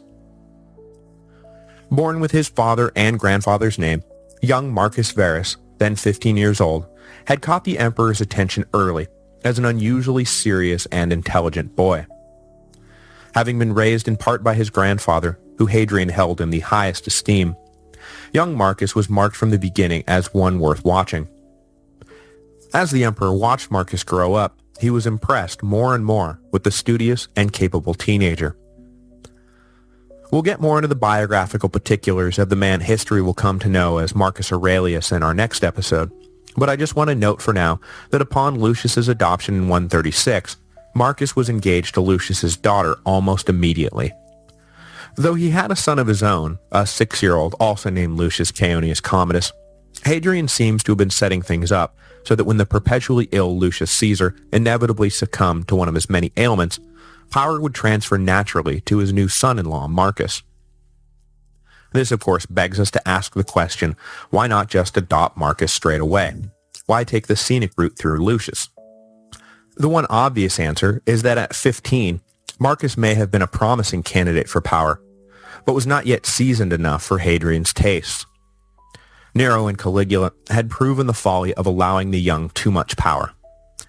Lucius, though weakly constituted, was still in the prime of his middle age, and would likely last long enough to at least get Marcus into his mid-20s, at which point he would hopefully have enough experience to temper the excesses of youth. But who knows, maybe Hadrian was trying to have his cake and eat it too. Adopt the son-in-law of Nigrinus to appease the Senate, knowing full well that Lucius would die off quickly and Hadrian's real choice of heir could take over. The choice of Lucius appears to have been too much for Servianus and Fuscus to take. Fuscus especially saw the throne as his birthright, and when he learned that he had been passed over, just as his grandfather had before him, the young man set himself on a plan to overthrow the aging Hadrian and seize power for himself. At some point in late 137, Hadrian's spy network informed him of the plot, and the emperor took decisive action. He seized young Fuscus, who was no doubt close at hand, as he was still a member of the imperial court, even if his relevance was now virtually non-existent. Feeling the brunt of the emperor's wrath, the young alleged usurper was ordered to commit suicide. But the death of his great-nephew was apparently not enough, and shortly after Fuscus's death, Hadrian unexpectedly turned on Servianus and ordered him too to commit suicide.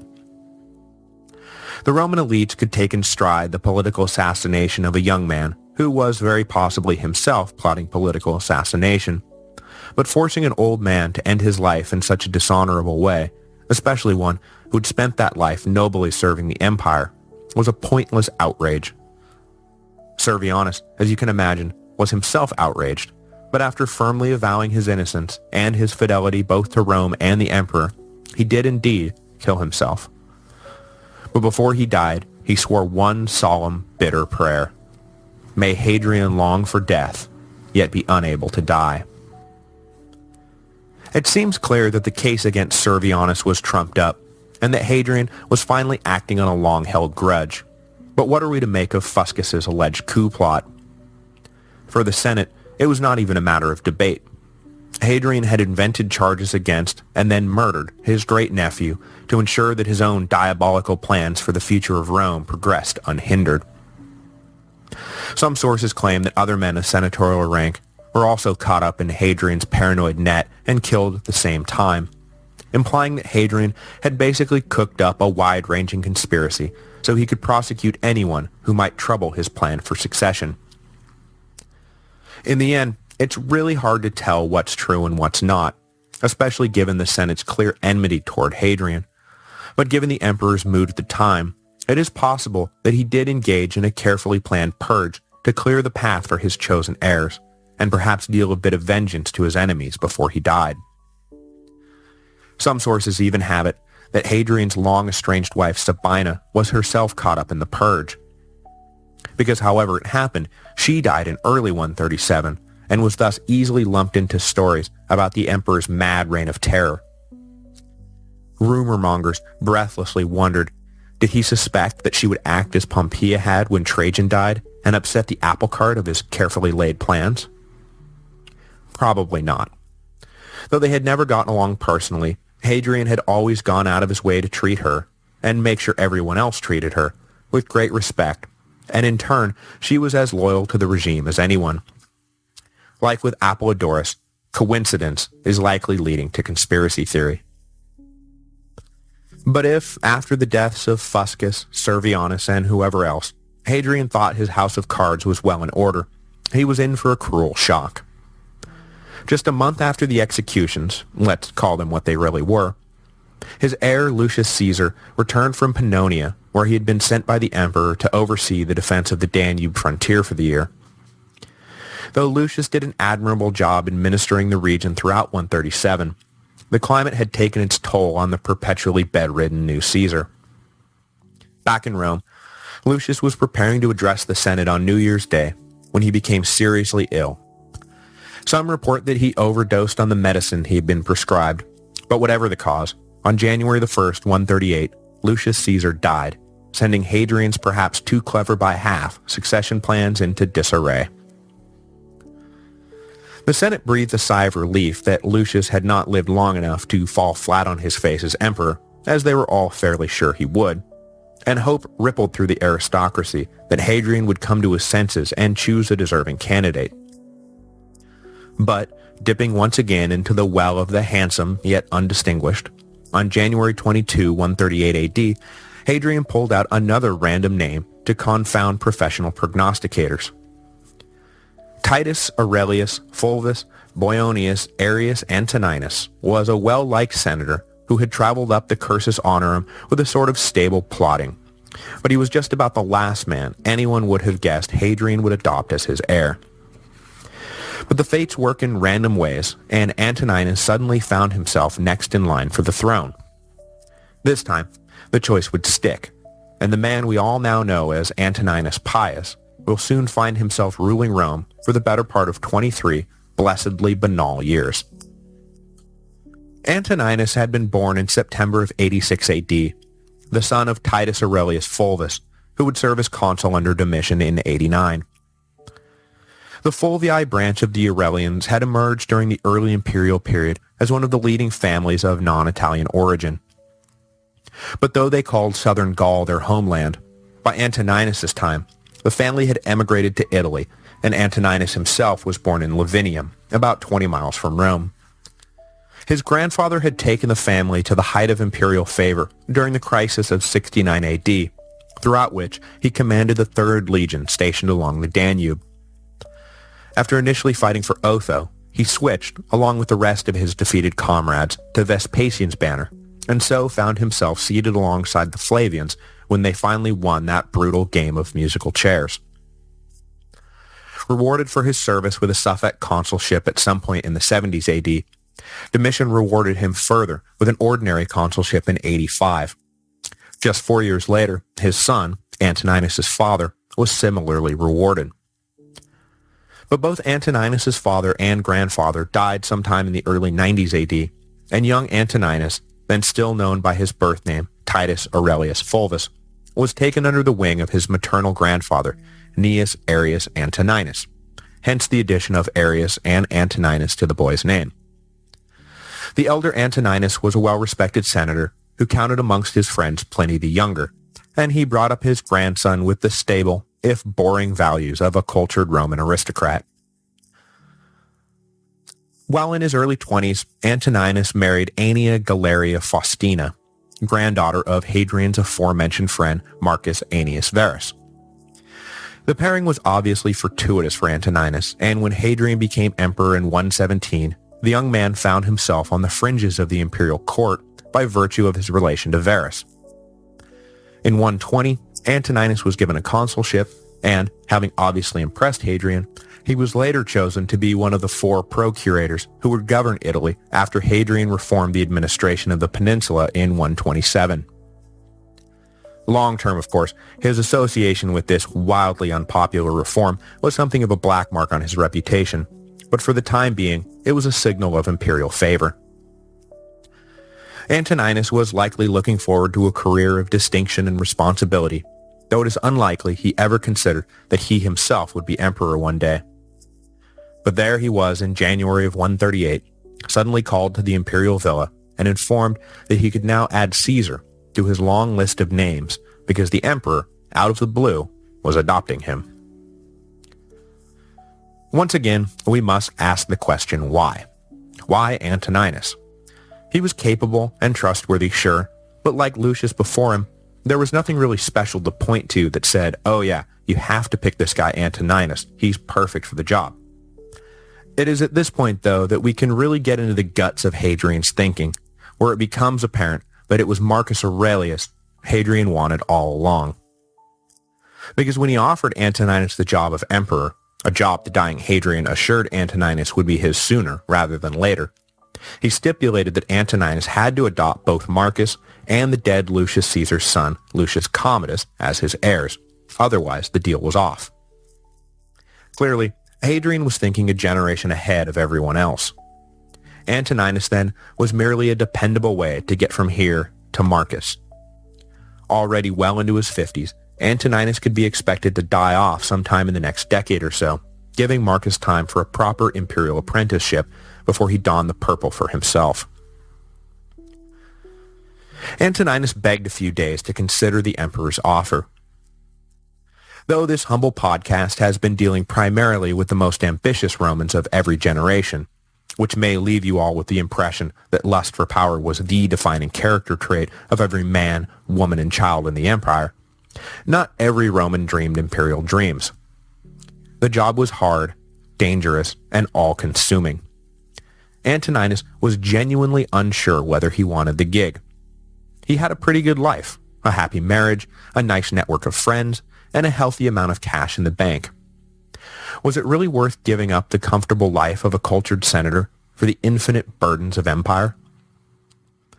But the lure of power, or perhaps more likely the pressure from Hadrian, induced Antoninus to accept the deal, and on February 25, 138 AD, he became Titus alias Caesar Antoninus, heir to the imperial throne, and adoptive father of a solemn teenager named Marcus and a precocious adolescent boy named Lucius.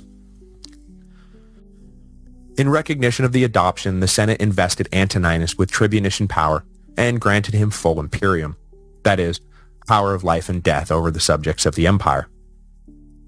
He did not have long to get up to speed on the full gamut of responsibilities weighing down Hadrian's clearly slumping shoulders, and by the look of the emperor, the transfer of power could come at any time. Hadrian was suffering from what modern doctors have diagnosed as congestive heart disease, and his body filled painfully with fluid, forcing him to spend most of his final days in bed. In the end, Servianus's prayer came true, as the suffering emperor tried and failed multiple times to kill himself. He had daggers and poison smuggled into his room on no fewer than 3 occasions, only to be thwarted at the last moment, and one attendant at least committed suicide rather than disobey Hadrian's orders to kill him. Antoninus himself finally intervened and begged Hadrian to bear his pain and let nature take its course. Hadrian's mood seems to have improved at least some following the intervention, and in letters exchanged with his new adopted son, he apologizes for letting his grief take over. A correspondence commenced that eventually resulted in Hadrian writing a full autobiography so that the record would be straight and Antoninus would have the full story of the past 20 years laid out in full. Unfortunately, no record of the autobiography exists, though modern scholars suppose that much of Hadrian's entry in the Historia Augusta was sourced to this autobiography.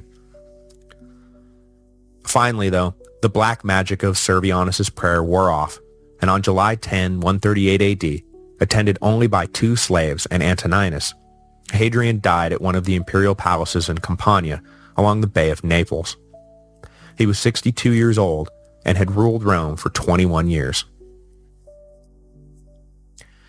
Hadrian is one of the most fascinating men in the history of Rome, but I will admit that after a month of obsessing over him and trying to fit all of his contradictions and nuances and accomplishments into my head, I'm suffering from a bit of Hadrian fatigue.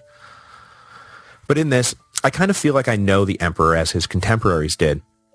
He was, simply put, an exhausting man to deal with. Eternally energetic, he was always traveling to some new city or starting some new project. But the wisdom of his rule, which bordered on visionary, was accompanied by a know-it-all pomposity that had to have driven everyone at least a little bit nuts. No one likes a man who knows everything, especially when he shows up at your doorstep and starts lecturing you on subjects you yourself are an expert in. There is a funny story where the emperor and a celebrated philosopher engaged in a debate where it was apparent to everyone that Hadrian's argument was far weaker. To the surprise of the audience, though, the philosopher eventually gave in and acknowledged the emperor had bested him. After the event, the philosopher was pressed by his friends, who demanded to know why he had given up so easily. The philosopher simply reminded his friends that the emperor was the most learned man of all. Taken aback, the friends laughed at this obviously untrue statement, but the philosopher insisted that it was true. "You should always remember," he said to them, "the most learned man of all is the man who commands 30 legions." Hadrian was undeniably a great emperor, and very often a good man, but he was also a flawed human being who could be an insufferably smug bully. But he did bring the beard back into fashion, and for that alone, he deserves all the praise he gets. Hello, and welcome to the History of Rome. Episode 85, Antoninus the Dutiful. When Hadrian died in 138, there was no succession issue whatsoever. Unlike Trajan's Neo-Alexandrian silence on the subject, and the subsequent doubt and violence that surrounded Hadrian's rise to power, when Antoninus alias Caesar returned to Rome with the body of the now dead emperor, he was welcomed with open arms by the Senate, the people, and the army. Especially the Senate. They never had been happy with Hadrian, and from the very beginning, he had been a boogeyman in their collective consciousness, with his every act, statement, or decree twisted up in their minds to prove that he was actually a dangerous psychopath. So his death was greeted with barely contained glee enhanced exponentially by the fact that one of their own was taking over. Antoninus had, after all, been an amiable senator in good standing for more than 20 years before being tapped by Hadrian to become his heir. At least from the aristocratic point of view then, 138 was a banner year. The monster was dead, and a senator now sat on the throne. Every previous emperor had made their name in the legions, or because they were the blood relative of one of those men who had made their name in the legions. The only real exception was Nerva, and he had been an executive agent all the way. Antoninus was unique then, as having made his career as a senator first and foremost, and the years he would spend on the throne would prove to be the most internally harmonious in the history of the empire. For the first time in a long time, the aristocracy was fused and of one mind. The emperor and the Senate thinking and acting almost as one. And unlike previous periods of senatorial ascendancy, which usually led to unrest among the general population due to the arrogance of the oligarchs, Antoninus never forgot that he was everyone's emperor and made sure his subjects, all of them, were well taken care of. There is a reason traditional Roman historiography has the middle of the 2nd century marked down as the golden age of the Antonines, the zenith of an empire at the height of its power, at peace at home and abroad, happy, productive, and safe. But is this vivid image of a golden age an overblown myth? As with most golden age fantasies, probably a bit. One of the major problems we have in dealing with the age of Antoninus is the complete lack of primary sources that deal with the period. We have some fragments from Cassius Dio, who was born right around the time of Antoninus' death, and a complete but somewhat suspect biography in the Historia Augusta.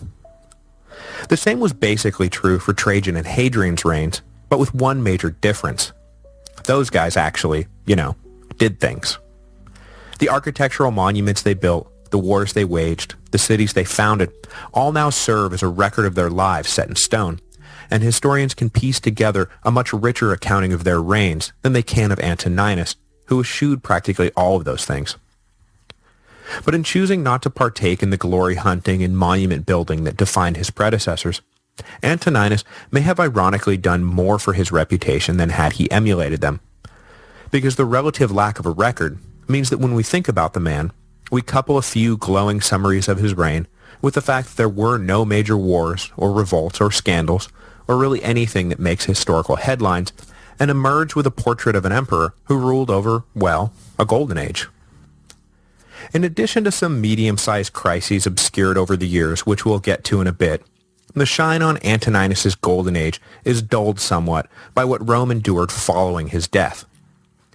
That is to say, that the one major sustained criticism of his time in office is that Antoninus kicked a lot of cans down the road and left it to his successors to use 9 stitches, where a single stitch sewed years earlier would have sufficed.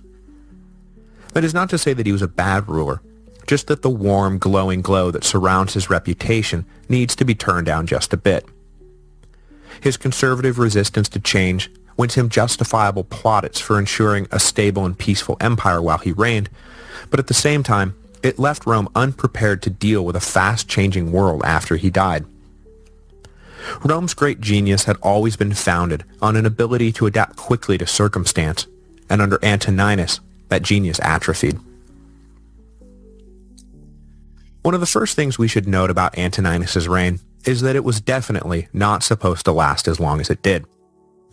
51 years old at the time of his ascension, 10 years older than Hadrian had been at the time of his ascension, a reign of around a decade would have been right in line with average life expectancies, and probably what Hadrian had in mind when he plucked Antoninus' name out of the hat. As I said last time, the plan was probably to season Marcus Aurelius enough so that he would not don the purple too young, which would have left him easy prey for manipulative advisors, while simultaneously not denying the obviously talented boy's ascension for too long. But Antoninus lived and lived and lived well into his 70s. Young Prince Marcus, who was supposed to become young Emperor Marcus, was forced to wait in the wings for 23 years, becoming instead just another middle-aged emperor. Not that there was anything wrong with that, just that if Hadrian was planning to leave Rome in the hands of some splendid youth, Antoninus' simple taste and prudent aversion to risk killed that plan dead. The second thing we should note about the beginning of Antoninus' reign is just how quickly he gained the title Pius, which would come to be his defining cognomen. There are 2 competing theories about where the name comes from, but both have to do with his actions immediately following the death of Hadrian. The most common version is that when his adoptive father died, Antoninus personally escorted the body back to Rome and then asked the Senate to deify the dead emperor. While they certainly did not hate Hadrian as much as they had Domitian, and so there was no clamor to damn his memory, the Senate had no intention of declaring the nonetheless despised Hadrian a god. The Senate was incredulous at the request, and doubly so because it was coming from Antoninus, who they considered one of their own. Surely he of all people would understand why they were refusing the request. But Antoninus, surprisingly, persisted. He told them that to refuse to deify Hadrian would stand as a repudiation of his entire reign, and thus every decision he had made along the way, up to and including his choice of heir. To repudiate Hadrian, Antoninus said, is to repudiate me. Which is fine. I will gladly lay aside the burden of empire and leave it to you, or the army, or whoever, to decide who ought to rule. This calculated threat did the trick. Power vacuums were feared at least as much as tyrants were hated, and by forcing the Senate to face the former, they abandoned their condemnation of the latter. Hadrian was duly deified with all honors, and Antoninus' steadfast loyalty to his adoptive father, in the face of perhaps even his own doubts, was lauded throughout the empire as a supreme example of a son's duty to his father. Hence the name Pius, which in Latin translates as dutiful. He did not stop at the deification process either. Antoninus piously, dutifully, completed Hadrian's as of yet unfinished mausoleum, and in 139 dedicated the new tomb and placed Hadrian's ashes within. The other version of the story is that when Antoninus ascended to the throne, he canceled death warrants and confiscation orders and prison sentences issued by Hadrian during his last heartless days. The grateful senators, many of whom were caught up in this mini reign of terror, affixed their brother Antoninus with the title Pius to recognize the good work he had done, sparing them from their unjust fates. Whichever version is true, Antoninus alias Caesar quickly became Antoninus Pius, the name by which we know him today. The 2 stories are of course not mutually exclusive, and the whole package of Antoninus' loyalty to Hadrian and the clemency he showed towards his adoptive father's enemies could have both worked to reinforce the image of Antoninus as a just and moral ruler. Once he had done his duty to Hadrian, though, he quietly stepped out of his adoptive father's shadow and became his own man, in many ways the polar opposite of the emperor he had honored. Where Hadrian attained distinction for his traveling, for his urgent need to be everywhere at once and see for himself the empire he ruled, Antoninus is best known for not having gone anywhere. In his 23 years in power, he never once left Italy. A remarkable feat when you think about it. Even if they accomplished little with their presence, most emperors at least like to visit various hotspots for the photo opportunities they presented. An exception was Vespasian, who stayed put in Rome for the most part during his decade on the throne, but he had already been all over and had earned, as it were, his retirement in the capital. Antoninus, on the other hand, except for a brief stint as a procurator in Asia, had been an Italian homebody, and after donning the purple, saw no reason to change his ways, and perhaps felt an even greater need to stay in the capital to reinforce Rome and Italy's preeminence after Hadrian's more equalitarian views on the distinction between province and home peninsula had battered Italy's prestige. The Italian-centric approach to governance extended beyond the basic fact that the emperor lived and ruled from the capital. As I mentioned during the episodes on Hadrian and Trajan, the Roman Empire was fast losing its Roman character. Both of the previous two emperors were provincials, and Hadrian especially had promoted elites from the provinces into the Senate and admitted them into his own circle of advisors. At first, one might think Antoninus would continue this movement, as his own family originated in Gaul. But the new emperor instead backed the old Roman elite, and when it came time to appoint proconsuls and generals and members of his governing council, he relied heavily on men of Italian origin. With the future of the empire clearly out in the provinces, the age of Antoninus, then, stands as the last time the emperor that had been founded and won and held by Italians was really actively run by them as well. Antoninus was also Hadrian's opposite in administrative outlook. Where Hadrian was driven by a compulsion to improve, to reform, to rejigger, Antoninus was driven by a compulsion to protect, to entrench, and to maintain. In Antoninus's opinion, the imperial governmental apparatus he inherited worked just fine. It needed to be maintained, sure, kept free of corruption and inefficiency and all that, but there was no reason to reinvent the wheel. The only real innovation introduced during Antoninus's reign was in fact an extension of this conservatism. When he took office, he kept on most of Hadrian's staff and extended bureaucracy, itself something of a novel concept, one that sharply contrasted Hadrian's purge of so-called Trajan men. But the real shift was the extension of proconsulships, procuratorships, legionary commands, and all that to terms of 5 years or more. The Roman aversion to extended terms of office was a prejudice that traced back to the founding of the Republic, and while extraordinary extensions did occur, Caesar in Gaul for example, these were most definitely the exception rather than the rule. Antoninus, though, was temperamentally partial to continuity and saw the constant office rotations as a bug rather than a feature of imperial administration. A procurator would spend a year in some province, and just as he was getting to know the particular challenges of the territory, he would be replaced by someone else who knew nothing about anything. It was silly, and on the frontier provinces, it was dangerous. So, for example, under Antoninus, Quintus Lollius Urbicus served as governor of Britain for 5 years, while Popilius Carus Pado served as governor of Upper Germany for 9 years, between 152 and 161. His Praetorian prefect Marcus Gavius Maximus served an unprecedented 20 years, from 138 to 158, despite persistent calls for his removal for a laundry list of sins. This emphasis on continuity over novelty was also evident in Antoninus' attitude towards public works. Dating back to the reign of Domitian and culminating with Hadrian's empire-wide architectural orgy, Antoninus' predecessors had used extensive building projects to modernize the empire, create jobs, and leave everlasting monuments to their own greatness. Antoninus, on the other hand, more or less abandoned new construction, and focused instead on maintaining what was already existent. Because not only was he temperamentally disinclined to initiate change, but he was also temperamentally disinclined to drain the imperial treasury in a quest to build a better temple. It is a fitting monument to Antoninus, then, that the one place we do see his name inscribed over and over again are on the mile markers of the Roman highway system. Good, properly marked and maintained roads, worthy expenditures. A mighty column or a new amphitheater, not so much.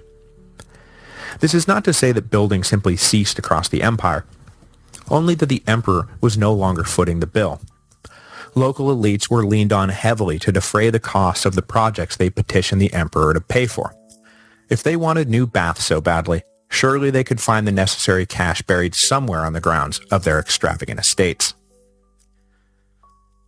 But if he was a bit of a miser with public funds, Antoninus was generous with his own personal fortune.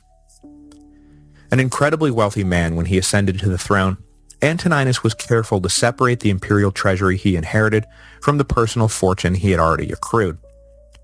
The former he watched over like a hawk and curtailed as much as he could lavish expenditures. But the latter he dispersed generously for a variety of worthy causes. So, unlike, say, Tiberius, whose reputation as a miser with the imperial accounts was not offset by personal generosity, Antoninus's reputation never suffered for his public tight-fistedness. During a particularly bad famine, he personally paid for and delivered the olive oil and grains that people could no longer afford due to shortages. When earthquakes struck or fires broke out, as they frequently did throughout the empire, Antoninus would underwrite the emergency response and rebuilding efforts out of his own pocket. He understood that the coin of the princeps had two sides. Heads, executive administrator of a transnational empire, who must be careful to protect the fiscal integrity of the state, and tails, a private first citizen who must lead generously by example. When it came to foreign policy, though, Antoninus was every bit Hadrian's disciple. Critics have described it dismissively as a policy of peace at any price. But Antoninus definitely followed Hadrian in believing it to be more accurately characterized as peace at a lower price. Legionary activity did not cease during Antoninus' reign, as we'll see in a moment, but it was only deployed in situations where it was literally unavoidable. War is an expensive undertaking in both money and manpower, and usually costs 10 times as much as you thought it would going in, to say nothing of the fact that it usually took twice as long as you thought it would to win the damn thing. Keeping a potentially unruly tribe or neighboring kingdom as a client, on the other hand, was often not just a cheaper alternative to fighting, but also a more predictable accounting strategy. This is where Antoninus takes the most lumps for kicking the can down the road, though, because though this policy of pseudo-bribery worked, Antoninus was loath to extend it any further. He inherited Hadrian's long list of client kings and auxiliary tribes, and continued the financial exchanges that ensured their loyalty, but he was hesitant to add new members to the rolls. He was approached often by emissaries from various foreign tribes or nations asking for admittance into the empire proper, or status as clients, or recognition as friends of Rome. But Antoninus turned them all down on the grounds that the empire was at its maximum defensible extent, and besides, he simply couldn't afford to take on any new clients. This worked fine during his own reign, but eventually, jealousy from those on the outs, and suspicions from those on the ins that Rome had become an extortable paper tiger, led to an explosion of violence in the north and war with Parthia in the east during the reign of Marcus Aurelius. As I just mentioned, though, it was not as if Rome was literally at peace in all places during the peace at any price age of Antoninus. In Britain, a significant uprising among the Brigantes, whose territory Hadrian had bisected with his famous wall, was put down by the aforementioned Lollius Urbicus after 2 years of intense fighting that led the Romans to push their frontier 100 miles north and establish a second wall, known as the Antonine Wall, around the spot where Agricola had once defeated the Caledonians. There was also on-again, off-again fighting in Africa, where Moorish nomads became emboldened and began to descend out of the Atlas Mountains to harass the province of Mauritania. The problem of the Moors would only get worse during the reign of Marcus Aurelius, and Antoninus' failure to nip the problem in the bud with more vigorous action was seen as one of the time bombs he unnecessarily handed off to his successors. In the east, there were uprisings in Egypt and the newly renamed province of Palestine that both required a military response, and along the Danube, a revolt in 158 necessitated the division of the province into two districts to effectively divide and conquer the unruly natives. However, despite the fact that Roman military activity never ceased, even during this golden age of peace, there were no great wars of any magnitude, and Antoninus' diplomacy and bribery did the trick to keep Rome out of large-scale conflicts. In his most famous diplomatic coup, a single letter sent to the Parthian king advising that encroachment on Roman territory would not be taken lightly was enough to dissuade Parthian expansion plans. Probably the one major difference between Hadrian and Antoninus, though, when it came to their peace policy at least, was that Hadrian was fanatical about drilling and keeping the legions constantly active and alert. This state of persistent readiness left them more than ready to deal with any unavoidable conflict that might arise. Antoninus, on the other hand, who had no military experience and never once so much as ventured into a legionary camp, allowed a sense of complacency to set in that would leave Marcus Aurelius in a bit of a bind when both the Parthian Empire in the east and Germanic tribes in the north exploded into Roman territory shortly after Antoninus' death. As I mentioned, for all of these crises, the frontier battles and the foreign diplomacy, Antoninus himself never left Rome. He ruled entirely by way of correspondence. But if we begin to form a picture of Antoninus as a sort of absentee emperor, we should correct that image immediately. He was active in all aspects of administration and was thoroughly engaged in the welfare of the empire he ruled. Cutting a middle road between Trajan's figure it out for yourself and Hadrian's I'll be there in a few days to tell you what to do, Antoninus and his aides poured through the incoming dispatches and did their best to advise, define, approve, and disapprove the myriad requests for instructions, aid, and funding that came in. But not content to passively react, Antoninus, especially as it related to financial matters, constantly studied the books and demanded explanations from his various provincial officials to justify their decisions and their appropriation. Corrupt officials, when discovered, were dealt with swiftly and harshly. Antoninus had no time for dishonesty or selfish misappropriation. Governance was a sacred trust that he took very seriously. Antoninus' concern for the welfare of his subjects, evidenced by his generous response to disasters and his intense focus on maintaining just and honest governance, extended even to a usually invisible segment of the population, slaves. Antoninus continued the trend of allowing more rights to the living engines of the Roman economy. I plan to deal more with slavery next week, but suffice it to say, following the slave revolts of the late Republic that culminated with Spartacus's war, the Roman elite began to think differently about the servants who surrounded them. The belief that slaves were so much inanimate property that could be used and abused at will gave way to a more humane attitude. During Antoninus' reign, this trend reached its logical conclusion, with the emperor codifying the idea that just as a slave had a duty to his master, a master had a duty to his slave. In some cases, a cruel master could be ordered to sell his slaves, and in all cases, the murder of a slave was now considered homicide. But again, this was the logical extension of a hundreds-year-long trend, and Antoninus should not be considered some human rights radical. If slavery was going to survive as an institution, as the emperor felt that it justly should, these rights needed to be extended to prevent mass uprisings. Cruel masters were a national security threat, more than they were a moral affront. Taken as a whole, the picture we get of Antoninus is a man who wants tomorrow to be like today, and today to be like yesterday. He was conservative in his approach to practically every aspect of his public and personal life, believing his primary function to be the maintenance of what was already good, rather than the invention of something better. I'm going to stop there for this week, because while there are a few more things to say about Antoninus, specifically about his relationship with Marcus Aurelius and Lucius Verus, the men who would succeed him, there is not a ton more material to cover. This, however, does present us with a nice opportunity to briefly pause our story and focus a bit on everyday life in the age of the Antonines. It's been a while since I've docked the SS narrative, but with 2nd century Rome existing politically, culturally, and economically at the height of its power, it seems like a perfect time to put into port for a week or two and take a look around. Plus, Jerome Carcopino's classic Daily Life in Ancient Rome focuses specifically on this period of the empire, so it seems only natural that we should pause during Antoninus' reign to think about the bigger picture.